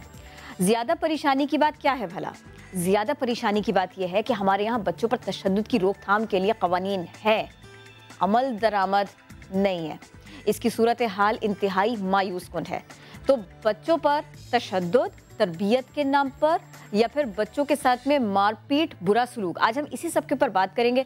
हमने अपनी मौजूद मेहमान को इसी सिलसिले में दावत दी। उस्मा अख्तर, वेलकम टू नया दिन, कैसी हैं आप? बिल्कुल ठीक ठाक किरण, क्या हाल है? अल्हम्दुलिल्लाह। उस्मा ये बताइएगा, अपना करियर लेकर चलना, माँ होना, घरेलू जिम्मेदारियाँ और फिर उसके साथ में सारे के सारे टास्क, आपको सब कुछ मैनेज करना है और साथ में बच्चे की तरबियत भी करनी है, और मुझे उसमें मारपीट का, डांट का सहारा नहीं लेना। ये सब कुछ आप मैनेज करती हैं एक साथ? बिल्कुल हाँ, ये सब कुछ करना पड़ता है। और इतना अच्छा इंट्रो दिया तुमने कि वाकई बच्चों को समझाने के लिए ये मारपीट का जो सहारा लिया जाता है और उन पर तशद्दुद भी कह सकते हैं, हमारे बहुत सारे स्कूल्स में, बहुत सारे इंस्टीट्यूशंस में जो है तशद्दुद किया जाता है, घरों तक में किया जाता है, और समझाया जाता है कि शायद बच्चा इस चीज़ से सीख लेगा और समझ जाएगा आपकी बात को। लेकिन ऐसा नहीं होता, क्योंकि बच्चा डर तो जाएगा लेकिन वो समझ नहीं सकेगा। आप उसको जो बताना चाह रहे हैं, जो समझाना चाह रहे हैं, उसकी जो तरबियत करना चाह रहे हैं, वो आप वैसे नहीं कर पाएंगे अगर आप उसको डरा के रखेंगे। तो डराएं नहीं, बच्चे पे रोब होना चाहिए, और वो आप प्यार से भी उसके ऊपर रोब रख सकते हैं, उसको सिखा सकते हैं बात। और ये जो बात का मारपीट से बढ़ जाना है, कहीं कहीं पर वालिदैन को ये पता ही नहीं है कि वो बच्चे को डांट नहीं रहे, झिड़क नहीं रहे, उसको उसके साथ मारपीट नहीं कर रहे, वो तशद्दुद कर रहे हैं। ये तशद्दुद है, टॉर्चर है। असल में तशद्दुद बहुत हो रहा होता है, क्योंकि आप बच्चे को अगर मारते हैं या थोड़ी देर आप उसको टॉर्चर करते हैं, तो वो उस वक्त फिज़िकली उसको जो तकलीफ़ पहुंचेगी ना, वो उससे तो थोड़ी देर में निकल जाएगा, शायद वो रोएगा, वो दर्द उससे कम हो जाएगा, लेकिन उसके जो नफ्सियात पे जो असर पड़ेगा, जो उसके जहन पे असर पड़ेगा ना, वो बहुत लंबे अरसे तक रहता है। और अक्सर ये है कि वो तो फिर सारी ज़िंदगी बच्चों पे अगर इस तरह का तशद्दुद हुआ है तो उनके दिमाग में वो चीज़ रहती है और वो उससे नहीं निकल पाते, उनकी पर्सनैलिटी डैमेज हो जाती है। तो आज मैं इस चीज़ पर बहुत वो करती हूँ कि स्कूल्स में भी अब तो खैर ये हो गया है कि इतना सख्ती नहीं की जाती, जबकि बहुत सारे ऐसे इलाके हैं जहाँ पे अभी भी तशद्दुद होता है, बच्चों को मारा जाता है। वहाँ पे उन्हें सिखाने के लिए, उन्हें पढ़ाने के लिए जो है वो स्टिक्स का इस्तेमाल किया जाता है। मैं कुछ ख़बरों का हवाला भी आपको दे देती हूँ। पिछले दिनों एक मोबाइल फुटेज आई, टीचर ने बच्ची को बांधा और फिर उसके बाद में उन्होंने बच्चों के सामने पिटाई की। थोड़ा सा और पीछे जाते हैं, हम कराची की बात कर लेते हैं। एक बच्ची को उसकी मदर ने ही हाथ इतना टाइट बांधे हुए थे कि जब वो गिरी है अपनी बिल्डिंग से, उसके हाथ खोलना मुश्किल थे। वो स्कूल नहीं जा रही, वो बच्ची रो रही है और रोए चली जा रही है, पूरा मोहल्ला सुन रहा है, माँ के दिल पर आंसू नहीं गिरा। ऐसा वाक़या भी हो गया, इंतहाई तकलीफ दे वाक़यात हैं। अच्छा, इसमें और ये वो वाक़यात है कि जो रिपोर्ट होगा किसी ना किसी सूरत। देखो, मुझे ये लगता है कि एक माँ पता नहीं कैसे कर सकती है, अपनी औलाद के साथ नहीं कर सकती। इसमें हमें ये चीज़ भी देखने की बहुत ज़रूरत है कि वो माँ किस सिचुएशन से गुजर रही है। वो ख़ुद तो किसी ज़हनी परेशानी का शिकार नहीं है, उसके साथ कोई नफ्सियाती मसला है, उसको काउंसलिंग की ज़रूरत है, क्योंकि एक माँ से आप ये एक्सपेक्ट नहीं कर सकते कि वो अपनी औलाद के ऊपर इस तरह का तशद्दुद करे। ये तो बहुत ज़्यादा एक एक्सट्रीम चीज़ उन्होंने बताई कि इस तरह से उसने उसको बांध के रखा बच्ची को, और ये चीज़ तो आप सोच भी नहीं सकते कि आप अपनी औलाद के साथ करें। यानी कि मैंने आज तक अपनी बच्ची को कभी मारा नहीं, ठीक है, और उसकी वजह ये मैं नहीं कर सकती, मैं कर ही नहीं सकती कि मैं उसको मारूं या पीटूं। मैं उसको डांटती भी हूँ ना तो मेरे बाद में मुझे होता है कि यार क्यों डांटा, लेकिन कभी कभी ये होता है कि हाँ नहीं, डांटना भी ज़रूरी है, समझाने के लिए आपको थोड़ा सा स्ट्रिक्ट होना ज़रूरी होता है बच्चे को समझाने के लिए, क्योंकि जब आप माँ बनते हैं, और मेरी एक ही बच्ची है, और तो शुरू में आपको पता नहीं होता, बच्चे हर दफ़ा एक नई बात कर रहा होता है, नई चीज़ आ रही होती है, तो आपको समझ नहीं आती इसका आप इसको चीज़ को हैंडल किस तरह से करें। दूसरे लोगों से भी आप सुन रहे होते हैं। अच्छा, अब एक और मामला भी है, ये ऑनलाइन तशद्दुद की बात भी सामने आई। आप इंटरनेट खुद इस्तेमाल करते हैं और बस आपका बहुत सारा टाइम जो है ना वो आपके टैब पर, मोबाइल पर, कंप्यूटर पर गुजर रहा है, बच्चा कर रहा है तो आपको बुरा लगता है, फिर बच्चे के ऊपर आप पाबंदी लगाने की बात करते हैं, जिसको फिर बच्चा हवा में उड़ाए या आपकी बात सुने, दोनों अलग मामला हैं। लेकिन इस पर आप क्या कमेंट करेंगे? ये वाकई एक बहुत मुश्किल काम है, क्योंकि आजकल तो अब वो ये चीज़ है कि आप गैजेट्स के बगैर हम लोग खुद नहीं रह पाते, हर वक्त फ़ोन तो हमारे हाथ में ही होता है, और उस चीज़ में फिर बच्चों को फ़ोन करने, क्योंकि मेरी बेटी फ़ौरन मुझसे पूछती है कि अच्छा नहीं ना, you are using your phone, तो मैं क्यों नहीं अपना यूज़ कर सकती ना, मैं भी तो अपना tablet mama can do anything भाई। अब ये चीज़ आजकल के बच्चों को समझाना कि this is something that mama can do and you can't do, और तो वो बड़ा मुश्किल होता है, क्योंकि वो फ़ौरन से वो कंपैरिजन होता है कि नहीं आप तो ये काम कर रहे हैं, मैं क्यों नहीं कर सकती। तो इसमें यह है कि आप अगर उनके टाइमिंग सेट कर दें कि नहीं इतने आवर्स जो हैं तुम यूज़ कर सकते हो। अब आजकल जैसे बच्चों की छुट्टियाँ हैं, और अनफॉर्चुनेटली हमारे यहाँ ये हो गया है कि आउटडोर एक्टिविटीज़ बच्चों की है ही नहीं, हम लोग कहाँ भेजें, क्या करें, आप पार्क ले जाएं, कितना लेके जाएं, तो घर में ही हैं बच्चे, घर में हैं तो वो गैजेट्स ही यूज़ कर रहे हैं, या तो गेम्स खेल रहे हैं या फिर टैबलेट पे हैं। एक आखिरी बात, बच्चे को झड़कना, उसके बिल्कुल चेहरे के ऊपर आकर के उसको झाड़ना, डांटना बुरी तरह से, उसको शेक कर देना, ये सब तशद्दुद है, बिल्कुल इसे अवॉइड करना चाहिए। बिल्कुल तशद्दुद है। उससे अगर आप देखें, एक बात होती है समझाना, ठीक है, आप जब समझा रहे हैं, अगर बच्चा वाकई कोई गलत चीज़ कर रहा है तो उसको समझाना आपने ज़रूर है, ठीक है, उस वक्त आपने थोड़ा सा सख्त भी होना है, अपनी टोन को थोड़ा सा चेंज भी करना है, ताकि बच्चे को ये समझ आए कि नहीं इस वक्त ये गुस्से में है मेरी माँ, क्योंकि मैंने एक बात गलत की है। लेकिन अगर आप किसी और अपनी ही किसी फ्रस्ट्रेशन में हैं, आपकी ही कहीं पे लड़ाई हुई है, कुछ हुआ है, और वो गुस्सा, वो चीज़ अगर आप अपने बच्चे पे निकाल रहे हैं तो ये गलत है, क्योंकि अक्सर ये होता है इंसान के साथ कि आपको समझ नहीं आती और आपके पास जो टारगेट होता है ना वो आपका बच्चा ही होता है, क्योंकि वो कुछ नहीं कर सकता आगे से, अपना एग्रेशन आप उस पर ही जाके निकालते हैं। तो दैट इज़ द टाइम कि आपको अपने ऊपर कंट्रोल करना चाहिए, क्योंकि आप तो वो चीज़ करते हैं कि हो सकता है आपका गुस्सा थोड़ा सा निकल भी जाए, आपको बाद में फील हो, लेकिन उसके ऊपर जो असर हुआ होगा ना वो बहुत लॉन्ग टर्म होता है। लॉन्ग तो अपनी इन चीज़ों के ऊपर थोड़ा सा अपने आप पर कंट्रोल कीजिए ऐसे माहौलों पर, ताकि आप ये सोचें कि आपके बच्चे के ऊपर जो है इसका कोई नेगेटिव इम्पैक्ट ना जाए। रूह के घाव हैं, ये इतनी आसानी से नहीं भरते, बहुत टाइम लगता है, ये बड़े से बेहतर बच्चा नहीं जान सकता, बच्चा तो बच्चे को बच्चा समझ कर ही ट्रीट करें। बिल्कुल, क्योंकि हमें भी अपने बचपन की बहुत सारी चीज़ें याद हैं, और वो अक्सर ये होता है कि अभी तक वो याद रहती हैं कि यार उस टाइम हमारे साथ ये हुआ था।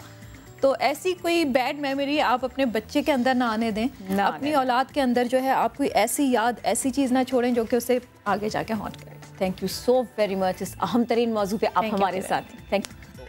तशद्दुद से मुताल्लिक किरण आफ्ताब में डिटेल से गेस्ट के साथ बता रही थी कि तशद्दुद किस किस्म का होता है, और तशद्दुद से मुताल्लिक जब हम बात करते हैं तो मुझे एक वीडियो याद आ गई किरण, उसकी लाइन है स्टैंड विद टफ मॉम। आपने भी वीडियो देखी होगी, प्लीज थोड़ा सा याद दिला दीजिएगा। एग्जैक्टली किरण, एक फैमिली का माहौल दिखाया हुआ है, एक बच्चा बेसिकली चोरी करता है, अपनी माँ के वॉलेट से पैसे निकालता है, फिर माँ उस पर सख्ती करती है और पूरी फैमिली उसका साथ देती है उस बच्चे का, लेकिन सिर्फ दादा होते हैं जो कहते हैं कि इसने पैसे लिए नहीं थे, इसने पैसे चुराए थे और आज अगर चुराई है तो कल कुछ और भी कर सकता है। तो इसकी बेसिक लाइन यह है कि स्टैंड विद टफ मॉम। एक माँ जब परवरिश कर रही है बच्चे की, सपोर्ट दैट मॉम। तो ये हमें जरूर देखना चाहिए, ये जरूर देखना चाहिए। एक अपडेट भी ले लें जल्दी से।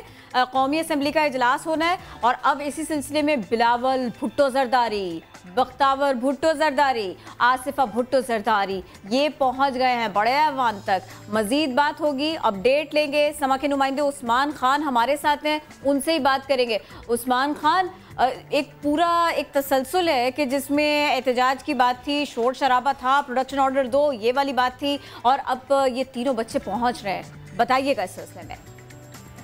जी बिल्कुल, चूंकि गुज़िश्ता रात जो है ये फैसला किया गया था कि आसिफ जरदारी के प्रोडक्शन ऑर्डर और मुस्लिम लीग नून के ख्वाजा साद रफीक के प्रोडक्शन ऑर्डर जो है वो जारी कर दिए गए थे। आसिफ जरदारी तो अभी नहीं पहुंचे, लेकिन उनके तीनों बच्चे बिलावल, आसफर, बख्तावर जो है वो पार्लियामेंट हाउस पहुंच चुके हैं। एक साथ ही पार्लियामेंट हाउस पहुंचे और इस वक्त जो पीपल्स पार्टी के चेयरमैन बिलावल भुट्टो जरदारी को चैम्बर दिया गया है, उसमें वहाँ पर मौजूद हैं। जैसे ही कौमी असम्बली का इजलास शुरू होगा तो ये तीनों भी कौमी असम्बली के इजलास में जो है वो शिरकत करेंगे। दोनों बहनें बिलावल की जो है वो भी स्पीकर गैलरी में मौजूद होंगी और आसिफ जरदारी जब आएंगे तो ये बताया जा रहा है कि उन्होंने आज चूंकि गिरफ्तारी के बाद पहली दफ़ा आ रहे हैं, इसलिए इजहार ख्याल भी उनकी जानिब से किया जाएगा और अपने वालिद का खिताब सुनने के लिए जो है उनकी दोनों बेटियां वो पार्लियामेंट हाउस पहुंची हैं। तो अब देखना है कि इजलास किस वक्त शुरू होता है और आसिफ जरदारी को कब लाया जाता है। तो जब इजलास में वो आएंगे तो अपने तीनों बच्चों को वो कौमी असम्बली के ऐवान में ही पाएंगे। शुक्रिया उस्मान, आपने अपडेट किया। तो वक्त हो गया खात्म। आज नया दिन के मौजूद आपको लगे कैसे, फीडबैक ज़रूर हमारे पेज पर जाकर दीजिएगा। कल आपसे दोबारा मुलाकात होगी नए मौजूद, नए मेहमानों के साथ, एक नई एनर्जी के साथ। तो मुलाकात होगी कल दोबारा, तब तक के लिए अल्लाह हाफिज।